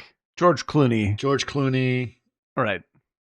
Why am I blanking on this? I can't believe this is my 50-year-old with the cows, not the livestock. Exactly. But like he does that in there. Like, but Raising Arizona is unique in that almost every actor is that character. Like every single person who shows up in this movie this is their best comic performance of all time. Right. It's like the entire movie is built out of these bricks of perfect, just show up and kill it performances. Oh, brother, where art thou? Thank you. Yeah, and it's just fucking both unreal. You guys are really having trouble tonight with your memory. It's constant. I'm usually the one with it's like yeah, boy. It's I'm just like Joe Biden most days. Once it turned 50, it was just like at least 3 times a day. I'm just like, what's the movie with the spaceships? Yeah. Super famous. They made like 1 million of them. With the Luke blonde Skywalker. guy. The blonde guy hanging in I'm the like cave. and my brain's sending things like, it's just like, it'll send all the neighboring names. It'll be like Battle Beyond the Stars. It's just like, no, fucking Star Wars, just say it. Like, it's unbelievable. But yes, this movie has, I think, a greater number of perfect single comic performances than any other movie. Every single character that shows up, even the grocery store guy, when he says, "Not Les Brown is funny," that's the top of that guy's career. Yeah. Like, that actor, you're just like, you killed it. You never have to do anything else. You said the perfect line the perfect way. Jason and said Stephen Root is another person that just comes in. Oh, Stephen Root's another one. Yeah, it just comes in and destroys and leaves. It's just incredible. Yeah. But this is basically an entire deck full of those cards. It's just incredible. Thank you, Jason. Okay, so yes, they decide to steal they robbed the convenience store too with the Huggies and the balloons, but they forgot the baby on the roof of the car. The baby on the roof of the car. Oh my god! And their reaction when they realize they left the baby on the roof of the car, they go crazy. No, never leave a man behind. And then, of course, you have the baby that's still in his baby seat in the middle of the road, right at the center of the divider. Yeah, the road, and the baby's fine. Yeah, baby's like, indestructible. Yeah, just hanging out. Yeah, I don't know, like, where they got the babies for this film. Like, it's like when you like, not to compare babies and dogs, but like trying to get a great performance out of an animal or a baby is nearly impossible. Right. And this is like, this kid is as good as like the dog in The Thing, where you're like, how did they do this? Like, perfect, flawless, A+ performance. But from I think you answered it earlier, though. It's like they got like 1,600 little babies. Right. Just rotated them around. Right. Lots of footage. That's how you do that. But like, the kid's got like, he pulls the hoodie down over himself. And you're just like, oh my God, how can you not love this kid? It's insane. I mean, I just don't know how you do that. You just go to the hospital and you just look at all these babies. Yeah, like, it's basically a scene of Raising Arizona, where you're like, which one do I take? Yeah, it's insane. Yeah, they must have just like, oh, they all kind of look the same. Right. Because you look at the babies in the crib, they all look the same. Like, how did they find so many babies that look the same? Well, just hiring a good casting director. Or Oh, do you know for the Oscars next year they're adding best casting? No, that's actually. Yeah, really? Next year, best casting, which I agree with. I think that's very good, because like, that's it's better than best box office. Yeah, it was fucking. That's crazy, isn't that dopey? Yeah, that's like that's like the most yesterday's news possible award. Like, who else is gonna fucking win? The one who made the most money, right? That's how it goes. Yeah, there's no wondering. I wonder who made more money. Exactly. Yep. But yeah, no, they're adding that, and they're still talking about adding stunt people, which they probably should have added first. But they are finally adding some categories that make sense. People. Yep. Best stunt performance, like, that should have been since fucking Hooper. 1960. Yeah. Yeah. But it's the 60s at least. At least. Good God, I can't, like, it's so embarrassing that, like, this. Like, it's just gonna go to Tom Cruise for everything, which is gonna be ridiculous. Yeah, like, that's like they really. Yeah, he performs his own stunts, and then it's like, oh no. Yeah, best CG goes to Tom Cruise. Then actors are going to try to do their own stunts, and then they'll die. Like, let's get rid of this category. It's encouraging everybody to. Like, the thing is, stunt actors should be as famous as anybody else in the movie. If you have a great stunt performer. Yeah. Like the dude who did the fall in Sharky's Machine was one of the great. Or Ty or like Tag it's just the fucking crazy circus act stuff they would do. What was the Burt Reynolds movie about stunt? Sharky's Machine. Yeah, Sharky's Machine has the incredibly long fall in it. What's the other one? There's Hooper, which is about stunt people. There's like Rats Hooper is something. Yeah, and then and then you get stuff like stunt driving in fucking Bullet, like the guy the guy who drove with McQueen in Bullet. It's just like the driving in that is just stunning, and like, yeah, it's forgotten, underpaid, ridiculous. But yeah, casting is good. That's a nice step. It's better than adding like another sound editing category anyway. It's the same guys. They got 2 nominations. Yep, exactly. Why are they doing that now? Is it just to feel like it's all feel good, isn't it? Well, yeah. I mean, the Oscars are nonsense. What are you going to do? That's always been nonsense. Yeah, it's different. It's different, but that's fine. Oh, pardon me for 1 second. I'll be Yeah. right back. All right. What was the okay? So they're in the Never Leave a Man Behind. They catch the guy. They catch they get the baby, right? Yeah. And then they go to do the bank. But at the same time, Holly Hunter and Nick Cage are in the car, and they're going to go. Let's go get that baby. He's got all the shotguns. He's going to go get the baby. But she looks at him and she says, "I don't think I can do this anymore." Right? She says, even if we get the baby, even if we turn the baby, even if we got everything did right, this is the end for us. I did something wrong, which is kind of very sad, right? Yeah, but it's also her cop instinct in a way. You think it's a cop instinct? I think it's more about her realizing how everything went so wrong, right? Like how she's not about her being a cop. Well, look, if you're a cop, in some way you look at responsibility and everything in a different way, more definitely than HI, right? So she's just plagued with guilt and responsibility, and she scolded at him for coming in to going to prison for so long, like she was crying. Right. So, yeah, I don't know. I mean, I could, I'm not right always. So I just saw her character as like the smart woman. Smart, right? Well, she thinks she's the smartest person in the room, I think. Well, you don't have to be super smart. It's just the most responsible. Right. And think of your cause of your actions, where he has never done anything like that. He just keeps doing stupid stuff again and again. Kind of a dopey. There's a lot of guys like that. All you have to do is turn on YouTube. But he's doing it all for her. Everything he does is for her. And even if it's really, really dumb, he's doing it for her. He just doesn't know it. Like, he honors her. He does the convenience store. Like, he does everything just for I mean, isn't her. that basically Bonnie and Clyde? It is. You're right. True. Right. And only in this movie they say Ozzie and Harriet in place of Bonnie and Clyde, which is hysterical. Right, Ozzie and Harriet. Yeah. So we also do notice that what's his name? Smalls. What's this first name? Smalls. Richard Smalls or something like that. Yeah.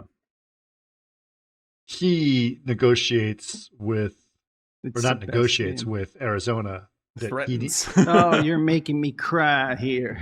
I love that. It's like, there's $25,000 reward on him. It's like, 25,000 isn't enough. I'm gonna find your kid one way or another, but you need to pay more than 25,000. Oh, and like, I love that he says, if you won't pay, then market pays. The market bears. What the market will bear. Right. Yeah, it's so fantastic. Yeah. And what has that guy been in? The Smalls. What else has he been in? Randall Tex Cobb. Let's see. He was in Once Upon a Time in the West, wasn't he? I think so. Yeah. That's why The Fly. Yeah, that's right. Let's say it is. Because he plays with the fly in the beginning of Once Upon a Time in the West. No, that's actually what's his name? The wall-eyed actor from the 70s. He's terrific. I can't think of his name right. Okay, well, that's an ode to that. Absolutely. So yeah, he has been in a ton of things, but most notably, Dirty Dozen, Ace Ventura, The Golden Child, Is he Blind dead? Fury. I believe he is dead. Let's see. He was born in 1950. It doesn't say that he maybe died. No, he's still around. I thought he had died for some reason. No, he's still around. He's 6'3", 225 pounds. Yeah, he's a big man. Big fella. Fletch. And, Is it Fletch 2? And Fletch lives. Yep. Yeah. Fletch 2, he's the guy in the jail. It's like, bend over. Hello, Ben. Yeah. My name is Victor Hugo. Hello, Ben. My name is Victor Hugo. Man, I wish that Fletch jokes got more recognition. I told a great ball bearings joke the other day and nobody got it. What are you gonna do? It's all ball bearings these days. All ball bearings these days. All ball bearings these days. Harry S. Truman. The president? Yep. He dropped the big one. Dropped 2 big ones. Yes. That's a movie we should cover here. Fletch is amazing. Yeah. Actually, I've been meaning to see what's it called? Confess Fletch. Which There's a new Fletch, right? John Hamm as Fletch. John Hamm as Fletch. I read Confess Fletch a long time ago, and I liked it a lot. So, okay, and I like Hamm. Yeah, I'm okay-ish. Just Chevy Chase is just flawless. That the first Fletch is a masterpiece. You know, it's really strange. Last night I had you're talking about, what was it? Truman? FDR. Mm. Last night, my father was over. Father's 92. And he's like, yeah, I spent some time with Eleanor Roosevelt. I was like, what? I said, are you kidding me? He's like, no, I was out of Penn, and I was head of promotions for the radio station I was at, and they were having Eleanor Roosevelt was going to come in and talk to the host. But she came like 3-4 hours early, and she's just standing around. I said, would you like to go to dinner? And she's like, sure. So these security guys, he said, didn't say anything. And he had like an hour and a half, 2-hour dinner with Eleanor Roosevelt, just talking about world events and everything. I was like, I never heard that story. That's wild, dude. Isn't that wild? Yeah, man. In Philadelphia. That's crazy. Yeah, I don't know if like Eleanor Roosevelt. Yeah, like it's like I don't even think that people really. Well, I don't even think that people would really recognize Nancy Reagan today, let alone Eleanor Roosevelt. But like this stuff is like, or what's her name, Nixon? Yeah, Pat Nixon. Right. Nixon. Like, why is it that I know? Why is it that I know these names? Here's a question for you. This is an old man question. So, like, when I was in my say 20s, like, I knew all these names. I read lots of books that were written decades and decades before I was born. I saw movies decades and decades before I was born. That is not common for anyone today, and not even just young people. Like, I think we just stopped paying any attention to old stuff. Yes and no. History. Yes and no, because like my kids are coming back from school, and I know my kids are smart kids, and it's fine, but they keep quoting parts of history that I forgot about. That's great. That's great. You know what I mean? They're like, oh yeah, this happened. I was like, oh yeah. But you had a sense of history and love for history. Pardon me, Chris, Dan. Mm-hmm. Because I have the same thing. Yeah. I mean, I feel like, and actually, to be truthful, like my daughter Kate is a super freak for history. She loves, like, especially the early American history is she's giant. And I giant told you, that. I used to, when I was like 15, I used to paint stuff. My mom was like getting me jobs with these old heiresses in Greenwich. Right. And I would go and paint, their garage door, Right. And then they would invite me in for tea and we'd hang out and talk for 2 hours. But I still get paid. That sounds so Mrs. Robinson. Yeah. Well, no, these women were super old, but they lived in these gorgeous homes. I mean, huge, on the water in Bellhaven. And this one woman was like, I won't say her name, but she was so sweet. And I basically repainted her garage inside and out. Not a hard job, but I strung it out for a couple of weeks, on the weekends and stuff. But she would have me in for tea. So somebody that works with her, for her, would say, oh, why don't you have tea? She's waiting. So I'd go to this big library overlooking Long Island Sound and this, home that's like 50,000 square feet, built in 1905. And I would sit there with my shorts covered with paint and I would have tea with her. And she would be like, to tell me stories, and she had photos. And it would be like, yeah, my father was, well, I lived in Paris as a young kid. I'd ask her, and it was like, oh, and she's like, yeah, we lived in Winterhof because my father was the finance minister for Tsar Nicholas II. But then when the revolution Good came, Lord. and all the maids were sewing Fabergé eggs in their dresses, and they had to leave by night. Right. But all those kids for Tsar Nicholas II were her childhood friends. Right. And talking to her about that. And then her sister married the guy that invented the Gatling gun or something like that. Sure. Right. Because there were all these beautiful Russian girls in Paris and Geneva. But it was just like, what? It was just like, but I would be like, that's Tsar Nicholas II. Like, you knew. She's like, oh, yeah. I mean, and like, that's amazing. I knew somebody whose father was, doing these jobs, like whose father was the head of one of the biggest companies in Germany in the 20s and 30s. And her mother was Jewish too. Right. She would go to Hitler's house for Christmas parties. Oh, jeez. And he would give her gifts. Yeah. Oh my God. That's freaking cool. I would crazy. be like That's in insane. my painting, covered with like this off-white shell paint, from Benjamin Moore, like in the summer, like, what are you? Yeah, and just like dude. memory lane. Oh, I knew Josephine Baker in 1928. It's just Exactly, like, sure. oh, okay, tell me these stories. I had one like that in Pittsburgh. I didn't do work. She would just send a guy in a Rolls to pick me up in college. Hit my house. I lived with all these guys in this old house, and they'd be like, "There's the dude outside with the hat, Eric." Right. And the door would open. It was to be like a silver shadow or something, silver cloud, and I'd be like, "Okay, let's go." And I would just go have lunch and talk. That's wild, dude. Crazy I stories. love that stuff. F. Scott in the 20s. F. Scott. Yeah. Scotty. It's just crazy. Like has? Yeah. But to me, that opened up all these doors. I would read everything about all those people, and I was like, I still today, I can't believe, you met Hitler or you lived in Winterhof with Tsar Nicholas II.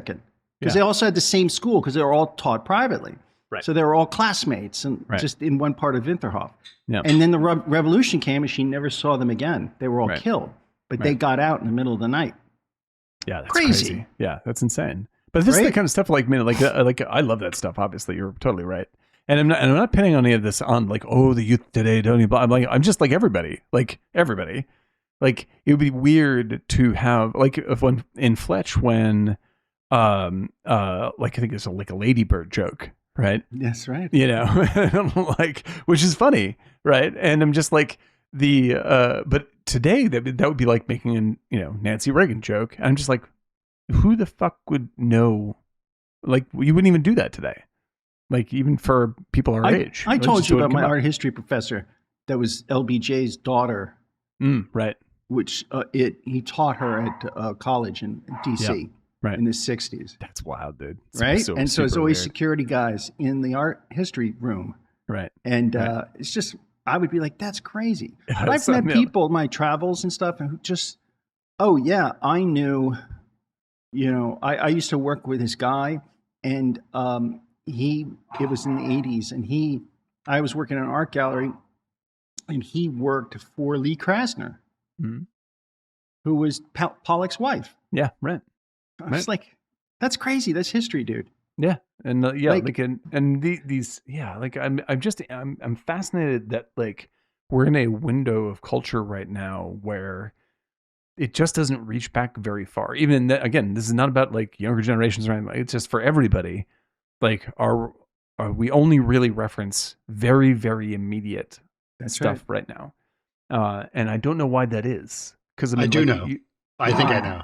I think we're starting to we got tired of people constantly referencing things from the 80s. I think there's a anti nostalgia feeling. Like I'm done. Maybe. And that's not necessarily a bad thing. Well, yeah, but because I've been talking about this for a long time. I'm tired of this. Like, I'm not asking for everyone to be making Caspar Weinberger jokes, but I'm just like, I would just like people to know but there's who the no fuck that sense is. of history. There's no sense of history. Absolutely, and I agree that there should be a sense of history, but the problem is that there's a rebellion that sees like we need to make our own history. I think that people are ready to make their own history and ready to move on to the other place, which I'm excited about. I do believe that they need to learn from history. do that. Yeah, and then, I you mean, always do. I mean, yeah. Like I think, there's no soapbox here. I'm just I think that art used to incorporate Progressive. Art used to be Referential. for instance, progressive left-wing people used to not be hyper conservative control freaks. But that's not true anymore. Right. So, hey, whatever. I guess that's just how it is now. Next, I was watching a link. Go ahead. You have to be open-minded. Yes, you must be in this very, very specific way that I am. You gotta be. It's like, if you think outside of this, you're wrong. Yes, right. Wait, well, what? it is very like I was watching Lincoln the other day, which is a movie that I love more and more. Bizarrely, I think that's okay. I was not like knocked out when I first saw Lincoln. We gotta remember where we were on Arizona. Yeah, we're coming back. Finished with Lincoln. But the Lincoln thing, I was just like that. Like you in the middle of the movie, you start going like, oh, that's right. Like the progressive liberal party used to be the Republicans. Oh yeah. And it absolutely, like, all the villains in the movie are Democrats because they're all a bunch of fucking super conservative racist fucks. Yes. Right. And remember, the South used to be very democratic and very conservative. Used to be democratic before Nixon's Southern strategy, right? Yes. Now, does anybody, like, how many people our age would know off the top of their head what the Southern strategy was? Like, that's besides what I mean. Us? It's just besides us. Like, yeah, this is the thing. And it's not important. First of all, it's brilliant. Oh, it's fucking evil, but brilliant. Yes, but I mean, like, it's brilliant. And the thing is, like, that's the kind of thing that used to, like, the reason why I like, because I didn't go to college, right? But the whole point of the Southern strategy is that people don't, it's like, I've been lied to, like, Absolutely, yeah, exactly. And so, like, it was a brilliant piece of manipulation and incredible. Like, we're going to care about a thing just to get the vote, or pretend to care about a thing just to get the vote. Exactly. Yeah. And it works till today, right? Mm-hmm. But this is the thing. It's like I didn't go to college in any meaningful way. I went to like 2 years of a community college, but like I know all this stuff because I love art and movies and books, right? And just by reading popular novels, like and watching movies themselves contain references to other interesting works of art or bits of history. Like if you're watching even Parallax View, you're going to get a sense of a larger history that you can then be interested in. Sure. Right? But movies today don't contain very much of that. Books today don't contain very much of that. Like they'll be about a very specific thing, for instance. And the thing is, I think there's plenty of interest because, like, Oppenheimer made $1 billion. Like, it's not that people aren't interested in things. It's not like, oh, history's so boring. Like, fucking Oppenheimer went through the roof, and that's a big, dense, smart movie about history. But, like, just as a casual thing in regular pop culture, we have narrowed our focus down to more or less the past couple of years, and I think that's really interesting. I think to some extent, yes, and some extent, no, because I do listen. I listen. I listen. I'm very blessed by the fact that my kids talk a lot. Yeah, no, to they're us. Awesome. They're awesome. Okay, so they tell me everything that's going on. Fantastic. And so they know I am enlightened by their absolutely what they 100%. talk about. Yeah, and none of what I'm saying is I'm not on the Bill Maher side of this. Like, I don't mean anything like that. No. I'm not saying you are, but I'm just saying, like, I hear things because from social media or the news or those kids today kind of conversations is at odds with what I'm observing within. Now, granted, my own kids. I know these are not represents every kid, but my own kids. But it's good. It's good to know that, like, they're as in the know as you are at the same age. Right? Yeah, but there's a different, like, actually, they're way better. Like, they're way, my daughter at 18 is way smaller, smarter than I was at 18. Way smarter. Yeah, well, I was way heads up on flat out dumbass at 18. So, yes. Because, you know why? Because she has to be. There's no other choice. 100%. Yeah, so this is what I mean. So, like, there's no like, oh, Gen Z is blah, blah. I don't have any feelings like that. I'm very, very pro on all of this. Like, and in fact, you're going to see much, as I always say, you're going to see much more interesting, richer experiences and depth of story and character in video games today than you will in any popular film, like by a million miles. But just in terms of, like, the kinds of references that even Raising Arizona makes, like just tend, and this is, so I'm just saying popular art, not like smart guy stuff or I know a lot about history or any of that stuff, but just popular art seem to be wider reaching than what we, like if I go to see a superhero, if I go to see Black Widow, like there's no other leads to pursue in Black Widow. Like Black Widow is about itself and that's it. Right. And there's a greater story being told in Raising Arizona. Yes. Like you get, like there's a deeper, like there are just threads that I can follow all over the place in this thing. That lead me into other artwork. I think that's going to come back. It's just, we're still on the tail end of all the Marvelness, right? I'm not blaming it for this. I'll give you another perfect example. And I put this, I actually got a lot of attention on social media when I put it out there. I said that like blaming the state of movies on the CG, on the fact there's too many remakes, on the fact there's too many monsters or superheroes or any of this is wrong, because the fact is Godzilla -1, which is a movie we covered a couple episodes ago, terrific movie, right? 100% succeeded. Yeah. And it had all those things. It was a remake. There was monsters. Yeah. It was, it checked all the boxes. Checked all the boxes. And why did it, and tons of CG, right? Right. Why did it succeed? Because it was a good story. And that story, by the way, has all the things that we just noted. Very, very true. Absolutely true. And like so, that has a larger context that is very interesting. Exactly. And that movie just came out. Yeah. And I think people are going to look at movies like that and say, I'm going to learn just the idea that the implicit story of the firebombing of Tokyo that is in that movie. Yes. Like just from the setting. They don't talk about any of it. It's just the setting. Like, and someone's going to see that and go, why the fuck is it like everything burnt down like that? That's weird. Mm-hmm. Like, and they'll figure it out, and then you get a lead on something interesting to follow. Or you look at Everything Everywhere All at Once, and people say, "I don't understand what this movie's about." It's like, I'll tell you what it's about. It's about how complicated and messy the relationship between a teenage daughter and a mother can be today. 100%. That's all it's about. Yeah, that's a great point. That's a great point. And that's a complicated thing to do, and they wrapped around this movie. So there are good movies that are being done today. It's just that we can't see the forest for the trees. Let's just put it that way. You're right. I think you're right. I know right. The intention was to move on to the movie, but I just wanted to quickly.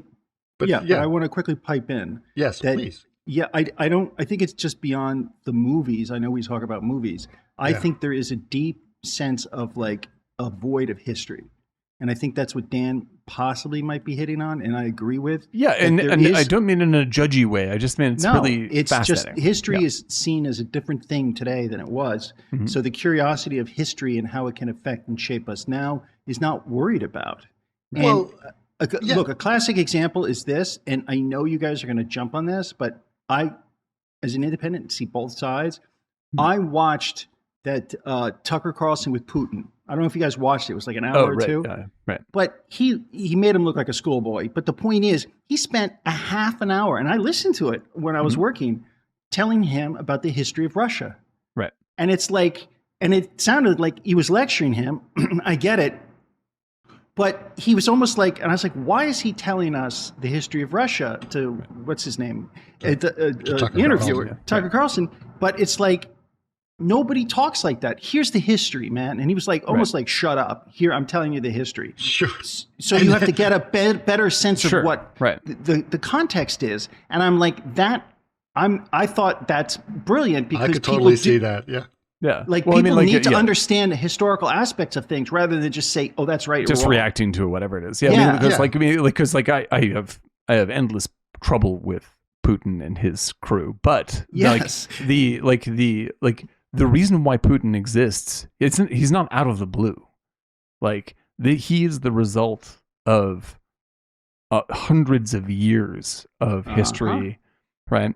And like in Russia in particular, like there's a profound inevitability to characters like this, where you're just like, fuck. Oh my like God. this is... He was talking about all these characters from like the 17th century that sound like thugs like him. Yes. It was unbelievable. Yeah. It's just endless. And so like, because it goes back to the czars and whatever, but I mean, that's like, this is the stuff where it's just like, when you look back at like how we make movies today, right? It's like I was talking, and I've talked about it on the show. Like my fascination with Spielberg's War of the Worlds, whether people like the movie, don't like the ending, but all that stuff. Like there is no movie that captures how badly 9/11 fucked us up than that. Yes. And it's entirely unconscious when you watch the movie. I mean, you're kind of aware of it. Like the imagery is like, oh, that's very 9/11. But like, it's more like what is happening for the characters, the stresses they're under, and like the roots of why this happened are all there in the film in a very uncomfortable, very disturbing way. And that's why it's a horrifying movie. So it like that's what I mean. It's like that movie, if you were to watch that today and go, what is the context of this film? Like when this came out, what did this mean? And why didn't people talk about it this way when clearly it is actually representative of this turning point in modern history? Like that's the kind of discussion I would expect to be having around a movie, like at some level with people. But it's actually extremely rare, you know? And that's the kind of stuff that I'm just like, that's why, I mean, obviously I love talking with you guys about it, but it's just a rare thing. And it's weird to see movies like Raising Arizona or Fletch or any of that stuff where you see these things sort of casually noticed where you're like, oh, that's weird. You know, like here's the economics of the Midwest as regards grain and government subsidies. Mm-hmm. Curious. Chris, I know you want to get on, but I just want to pipe in one last thing. No, I'm not stopping you. I heard some sad news yesterday, Dan and Chris, that, you know, my old neighborhood is Koreatown. Yeah. And Nancy was talking to some friends of ours in Koreatown. They are tearing down the Parallax building. Oh, no. I lived 2 blocks from that thing. My daughter's school was next door by MacArthur Park. They're tearing it down to put apartments. It sucks. That thing, it's such a weird building. It's such a weird building. They should keep that. I was like, that's, she's like, you're going to be really sad. I'm like, that what? stinks. She's like, I gotta they're get tearing photos down the there. Parallax building. I'm like, I was like, I have to go I have to go get photos there and more photos of the train so I can complete my Parallax experience before it's all gone. You have lost to. to history. And send me one because they literally are going to tear it down, which is just so typical LA, just to destroy history. Oh, you know what? By the way, I just saw. I don't know if you guys have a movie. What's available? I watch movies. Like, there's a movie. If you know, it's one of my favorite, documentaries ever. Is Los Angeles Plays Itself. Have you ever seen this? What a fucking! It's all about architecture, history of Los Angeles. It's like there was a book called The Glass or A City of Crystal or City of something, and it was just about that, how they destroyed shit. Fucking crazy, man. Bunker Hill, like wiping out Bunker Hill completely and rebuilding it with like, and all these movies that like movies are a snapshot of these this architectural history of like the history of and it's just gone. Just LA is just like, fuck it, gone. Well, like, dude, what? I've quoted this before. I lived close to Larchmont and Vine and Santa Monica. Yeah, we lived in the same area. Yeah, it was Yoshinoya, which is one of those crappy Japanese food places. Yeah, I've been there many times. They tore down Phil Spector's recording studio where the wall of sound was with the recording room to build that Yoshinoya. Oh, Jesus. That's where the Beatles recorded. It had an echo chamber in it that was one of the greatest in the world. It's designed by, was it Les Paul? Somebody, it's just crazy.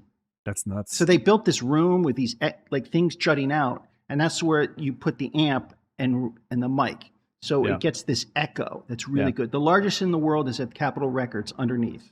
And that's the one Phil Spector built and put it in this storefront building in the back, and they recorded from the Bee Gees to the Shangri-Las, Be My Baby, everything. Yeah, man. And they're like, we're going to tear. I was like, why wouldn't the USC just buy it for their music department? Yeah, no shit, man. No doubt. No, we're going to tear it down and build a Yoshinoya. It's fucking crazy. It's so crazy. I mean, like, God bless Yoshinoya, but there's a zillion of them. You build it anywhere. But they have no sense of history. So I think maybe that's a problem too. Yep, I hear you. All right, so Raising Arizona. That was a great little aside. Very fun. I like that. Where were we? I had fun. Yeah, I know. That was a good journey. It was a good journey. I didn't interrupt anything. I didn't say I wasn't trying to think. No, it was great. No, you were being mean. God damn it, Chris! I saw the eyes. Yeah, no, that was lovely. Well, that's so why I put myself off camera. We so they I peed. I had a steak salad. It was delicious. It's so nice. They robbed the bank, and two of my favorite lines back to back. Well, there's a couple of great pieces in the rob the bank. They're like, well, what? Yes. So they were going to rob the bank. Go ahead. Rob the bank. They bust in and say, "Everybody freeze! Everybody down on the ground." Well, which is it, young feller? Should we freeze or get down on the ground? Because if I freeze, and then I'm just like, what the fuck is happening? If I freeze, I get down on the ground. If I'm on the ground, if I go to the ground, then I'll be in motion. John, shit, where are all the tellers at? We're down here where you told us to be, sir. By the way, is that not Bottle Rocket? It's Bottle Rocket 100%. Yeah. Absolutely. Like, oh my God, I love Bottle Rocket so much. But that is Bottle Rocket. Like that whole scene is just, that's where it's from. Yeah. No. Why is there tape on your nose? Exactly. They're holding the baby by like bringing them in. I love that line. Exactly. He's like, or that guy comes by to give him hell, his brother or something. Yeah. Oh, Bottle Rocket. Sorry. Bottle Rocket. And he's like, who's that guy? Yeah, man, he's such a jerk. His outfit's kind of cool. The jumpsuit, kind of cool. But he says, "What are you? You look like a little banana." He's like, "Yeah, it's kind of cool. You look like a little banana." Yeah, it's kind of cool. But anyway, so yeah, they robbed the bank. They have the baby in the bank. They have the baby in the little baby in the bank in the car seat. Oh my God! Yeah. As they take all the money, they put one of those paint grenades in the bag. I've had one of those explode on me. But yes, tell the story. I was hoping you'd tell the story. Good. Yeah, but it was the gas one that exploded. How did that happen to you? Were you robbing the bank? No, this guy. I was before I lived in L.A., so it was '95, and I came out to L.A. and it was actually at a place where my wife, eventually my future wife, bought a coffee shop, and that's how I met her. But at the time, I just was there, and I don't know, I was at a party, I hooked up with this girl, and then the next morning I was like, let's just go and get coffee. So she took me to this bagel place next to Soup Plantation at San Vicente, Montana, next to a chemical bank or a city bank. And we were there, and they put the chairs and stuff outside the bank just to make use of the patio, not just in front of the bagel store. And we were sitting there, and this guy comes out of the bank with a gun holding all these bags. And all of a sudden, the alarm goes off. And I was like, we both look at each other like, what? And the guy's probably 6 feet from me. And I get up like, hey, what's going on? And the pack exploded. And it exploded. It's crazy. It's called the guys from the chemical bank or whatever told me. It was like something pack, and it was pink, and it was tear gas. Oh, and God, I was down for the count. I had to go to St. John's in Santa Monica. So your tear gas exploded in your face? Yeah. Yeah, the guy had So he was right next to you with the bag, right? Yes, and it started going boom, and the guy put it right up to my face as I walked up to him, and he just kept going. Was there any paint in there too, or yes? It was all this pink tear gas stuff with residue. It was it totally took me out, dude. I can't tell you, like my eyes, my lungs, burning. And then I went and I was like, I called chemical bank or Citibank, and I was like, I was on long discussions with people in the legal team. It's like, you have to pay for my medical bills. And they resist. And finally they paid my medical bills. Jesus Christ. Yikes. You think that'd be the first thing? They don't want, like... You should have showed up like the guy in Raising Arizona with a band-aid on his leg. It was like, you're going to get a medical bill. I suggest you pay it. I suggest you pay it. I was pissed off. I don't blame you. But it hurts. You. It hurts. And they never got the guy. Yep. I guess sometimes they got one guy. Yeah, exactly. They got me. You, Christ. Yeah. Okay, so you've experienced that thing, but in this movie, it's hilarious because there's blue paint everywhere, which is pretty funny. Goes off, detonates in the car. There's actually trying to wipe it off the windshield. There's a Mr. Bean episode where he decides to paint a room. I don't know if you've seen this. Do you ever see this? No. One? he decides he wants to paint a room really quickly, and so he he goes in a room and he tapes down everything that's not painted. Like everything has got things like that. And he has a big can of paint and like a firecracker. And he boom like this, and he leaves. Done. But there was someone that tries to sneak something from the room, and then when he comes back to the room's all painted except there's like an outline of a guy against the wall. Running away. Right, classic. Yeah. I'm so like my Mr. Bean knowledge. Even though I love Rowan Atkinson, my Mr. Bean knowledge is limited simply because I was so mad that he stopped doing Blackadder in favor of Mr. Bean. Because Blackadder is one of the funniest fucking things I've ever seen hilarious in my life. I knew him way before Blackadder. Yeah. There was a show called Not the 9 O'Clock News. Oh, I know that show. Yeah, that's right. Yeah. And that's it right. was Remember that? hilarious. Hysterical. That's right. I forgot that. Hilarious. Yeah. In fact, there's a bank skit in it that's really funny. Yeah, he was Really funny. They go in as hell, and the guy goes into the bank and he's like, I want to Not the 9 o'clock news. That is memory lane. Yeah. And the guy goes into the bank and he goes, I want to get my money. And he goes, oh, Mr. Robbins? Right. Hold on.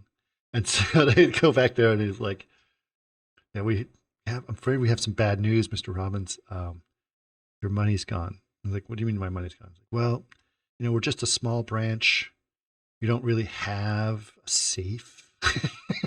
So we put all your money in a shoebox, and then everyone's got a different shoebox. And yesterday we were robbed, and they took your shoebox. That's amazing. And it's like, well, yeah. And I was like, wait, what? And they're like, it's like, so my entire life savings. It's like, yeah, I'm afraid that's gone. And he's like this whole thing about the shoebox, and they're like, what? And he just starts, and then he starts to walk out. It's in shock. He's like, Mr. Robbins.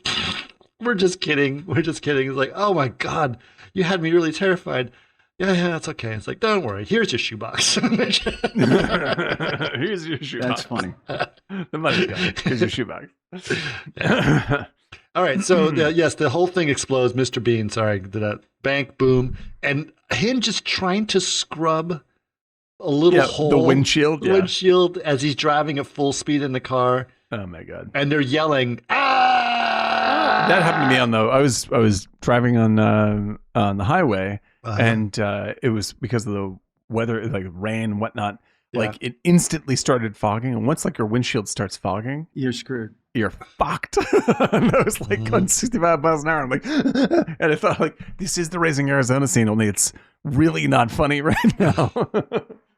I did this thing, which was bad. I do never, ever, ever do that. But I was on a road trip with my buddy, and we were on this dark highway in Texas, straight road, middle of the night, and just driving straight. And we would do something called submarining, which is Yeah, I really remember bad. that. Yeah, don't do that, kids. Don't do that. You turn on the dome lights, turn off the headlights, and see how long you can go before you chicken out. That's like Albert Brooks and Dan Aykroyd in the beginning of the Twilight Zone movie. Yes. Don't do it. It's bad. just That's super dangerous. Yeah, that's not the smart stuff, but I know that trick. Yeah. Yeah, with friends of mine, we used to do this thing they called the dead man's Jason hang. said he had a squeegee for the inside of the windshield, which is yes a trick. However, the even scarier one is that when you go in and not only does it fog up, but it freezes too. Oh God, yeah. Don't do these things. Okay, so they said take the money, and then HR goes like ballistic, tries to get the baby back, gets the baby back. Smalls is after him. Mm-hmm. It gets pretty hairy. And then he blows up. How does he kill Smalls? Go ahead. Because Smalls has a grenade on his jacket. Yeah, it has all these grenades. Right, Smalls is beating the shit out of High. Right. And one of the great shots in that movie is when High is trying to get away under the car. Yeah. Getting dragged out. And like he looks like H.I. in this scene looks like Wile E. Coyote after a bomb has gone off in his face. Yeah. Like his hair is bananas. Like he's got like grease smears on his face. And on top of that, it's in Arizona, so it totally looks like it's Roadrunner totally material. looks like Roadrunner material, right? Absolutely. And the road and what is it? Woody Woodpecker's in it. So it has like they know it is an absolute cartoon by the end. Cartoon 100%. Yeah. And so he takes him and he just squeezing him, and then he's like, he notices his tattoo. Remember that one? It was like, oh. Yep. Yeah, he's got the Woody Woodpecker tattoo. Yeah. And he's like, oh. Yeah. And then when the fight, he like when Holly Hunter hits him with I can't remember how it goes. Holly Hunter hits him and knocks him apart. H.I. has a pin from a grenade like in his hand. Like he's like, and he looks at Smalls like, I'm sorry. And Smalls is like patting his like, oh, trying shit, to find the good.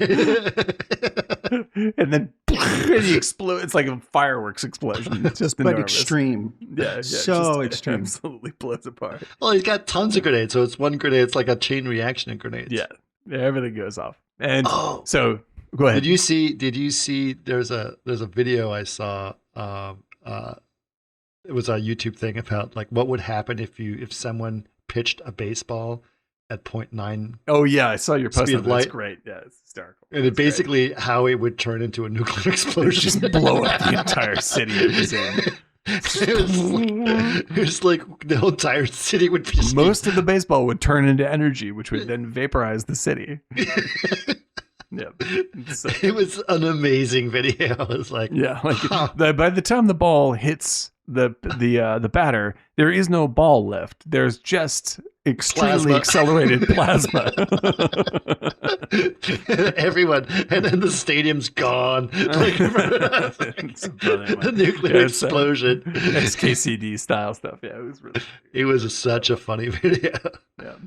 But yes, that's when he explodes, it almost felt like that. Boom, boom. 100%. Total cartoon ending, right? Yeah. And so, everything is solved by this HI and all the bad guys are gone except they're still the bad guys. They still have they to are still themselves. The criminals who kidnapped the baby, right? So they still have to redeem themselves. So they return the baby. They go through the window, right? Again, and they have the dad shows up, finds them. Right, and has that one last touching conversation with him, which gives you hope that maybe they stay together. You know, like because he's just before you do something stupid like busting up, sleep on it for a night, right? Yeah, exactly. And so, that's their advice because she basically tells him she's not going to be with him. Yeah, like she dumps him more or less, and then they're like, well, just don't. Like give it some thought, really. Yeah. It takes a lot of work. Yeah. Right. And this is what the emotion the movie leaves you on is like it is a lot. This is a lot of work, and it can fuck you up as a couple, and like you have to really face these things and really be truthful with one another, and it expresses this in another dream that H.I. has. Only now, it's a good dream, right? It's a dream about family. It's a dream about family, and like that in the future, Nathan. What happens to Nathan Jr.? Well, it's what happens to. First of all, it starts from the present, right? So, what happened to John Goodman? What happened to? They go back to prison. What happened to the stupid? What's his name? Who tells too many Polish jokes? Yeah, exactly. Boss, he's still trying to tell stories to the cops. Yeah, to the cops. The cops won't listen to him. Everyone. So it goes, and then it goes. What happens to Nathan Jr.? Nathan Jr. grows up, and then it's like it gets projects foggier. further and further, and further. Yeah. And maybe like a kindly couple that watches his life as he grows up, becomes a football star and all this kind of stuff. And of course, he had hints that it's Holly Hunter and Nicolas Cage. Right. And so like perhaps they go off and they move to another state entirely. Like maybe it's Arizona or maybe it was Utah, and it snaps back to HI like, right. And this is the movie. Like you're still left in the moment with HI. Hopefully he has learned his lesson, but you can't be sure. It's a fairy tale. It is a fairy tale, right? Yes, and so they end with a very fairy tale ending. right? Absolutely. And that's the whole point. Well earned. Well earned. And so who knows what's happening? The whole point of this, the point of all fairy tales is a moral, right? Yeah, it's to make you think a little bit. That's the and idea. the moral is like everything is good, and but don't go stealing babies. Don't go steal. Yeah, like face these challenges. Don't. That's right. Don't But try they to do a escape lot them. of that. That's the Coen Brothers. There's Yes. always that message, which is beyond the great filmmaking. You still leave this with this message. It's just great writing and storytelling. Yeah, because like they understand what stories. All stories are moral statements, right? They're all moral puzzles, and which you are meant to learn from. Like the reason why we have stories is because they are information delivery devices. They teach you something, right? And sometimes they teach you something positive, and sometimes they teach you something like be careful. Be careful not to do this. But the reason why we react to them the way we do is because the heroes of stories learn or don't learn, and even when they don't learn, we learn. We go, oh fuck, don't do that, right? Yeah. And so the Coen Brothers are very, very good at like focusing on this is a moral dilemma with the highest possible stakes, and this is true for all of their films, especially their best ones where it's really, really clear. And like the thing that I think of, and I talk about this with Anne all the time, is that their movie, A Serious Man, which I love, right? Like the best example of this is in A Serious Man, the central character is trying to avoid making any clear decisions, moral decisions in his life. He's trying to elide responsibilities, right? And he's like, I didn't do anything. I didn't like. I want to avoid the fury of God, so I won't do anything, right? And all these moral puzzles keep on being heaped on him the whole time. And one of the primary ones is there's a kid who's getting an F in his class, right? And the kid's dad is giving him a bribe to give him a passing grade. And in the end, he's decided to take the money and change the grade for the kid. And he writes the grade, he looks at the F in the logbook and erases it, and then writes in a C, right? And then he thinks about it, and he's so pissed off that he has to do this, that he writes minus next to the C. He goes C minus. And the moment he writes the minus, he gets a phone call that he has cancer and his son is going to be killed by a tornado. It's like the moral judgment of the movie is so swift. It's just like, you're totally fucked. You almost learned and now you're totally fucked. And that's true for all of them. Like the dude in No Country for Old Men, he is judged so quickly for making a moral mistake. He gets killed off screen.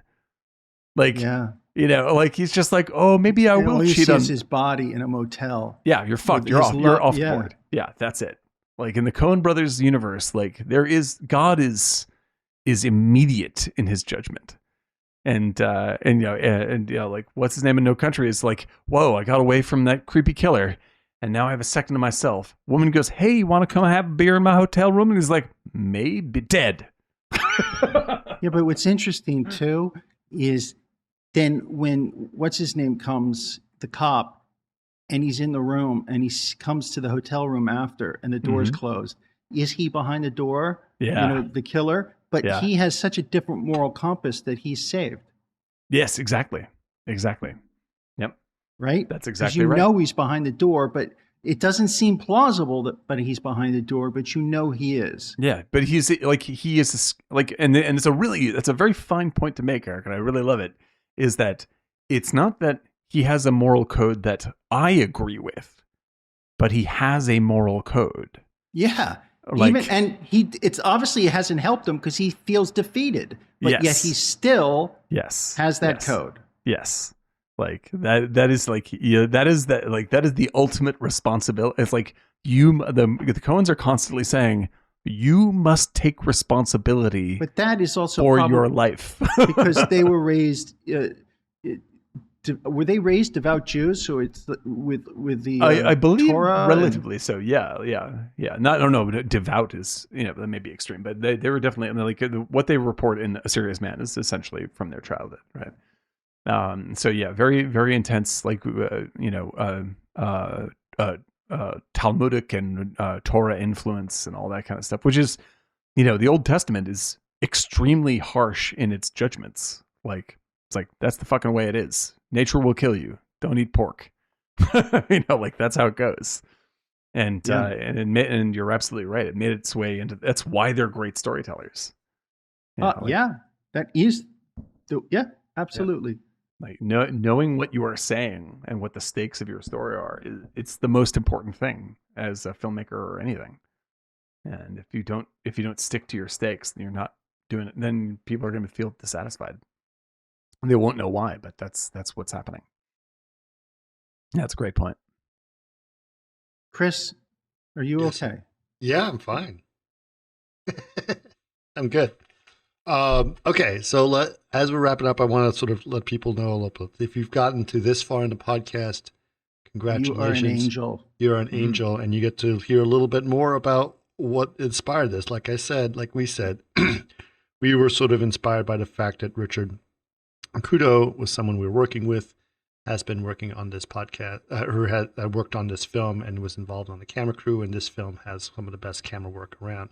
We are currently working with Richard Kudo. We are actually producing something right now, a substantial thing, probably the biggest thing I've ever made.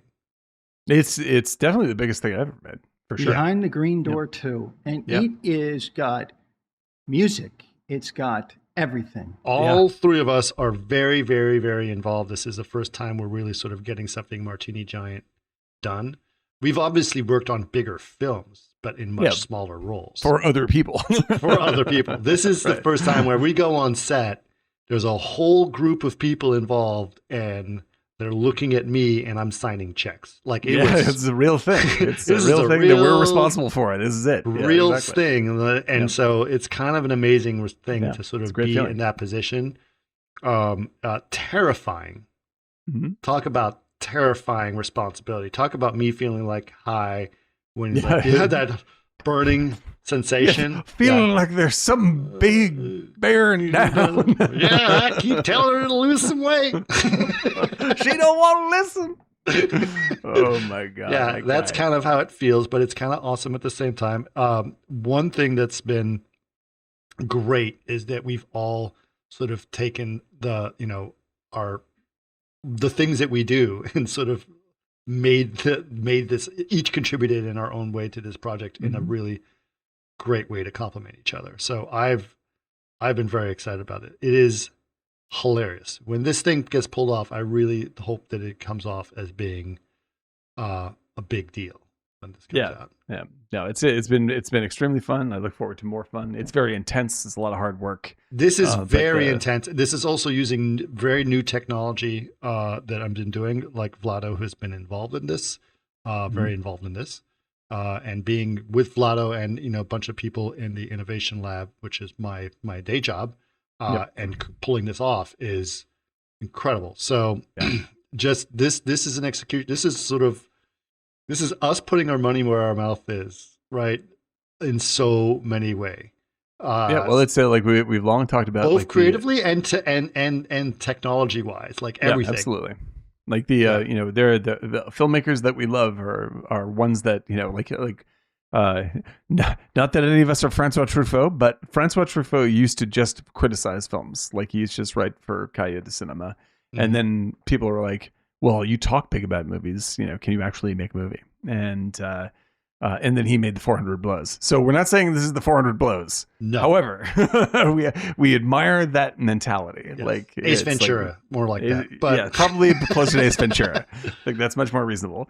But yeah, it is. It feels good to we want to express our love for movies in every way we can. Yeah. Both in talking and about both how what they mean and how they're created and everything about that. So it's really kind of fun to do that and to be involved.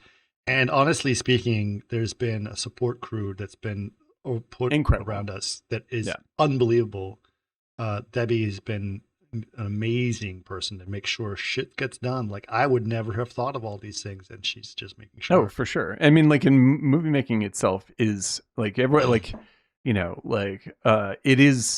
it's the biggest team sport around. Yeah. Like it doesn't get talked about that way, but that's what it is. Like, and everyone playing at the top of their game is why things work out. Yeah. And it's really, really great to see. It's going to be really fun. And like I said, it's like, we're going to talk more about it as we go, but just, it's like, we're in the thick of it. I mean like every day, Yep. several hours a day. Yep. Most of my day is spent trying to get this thing done. Almost every day, 7 days a week. Yep.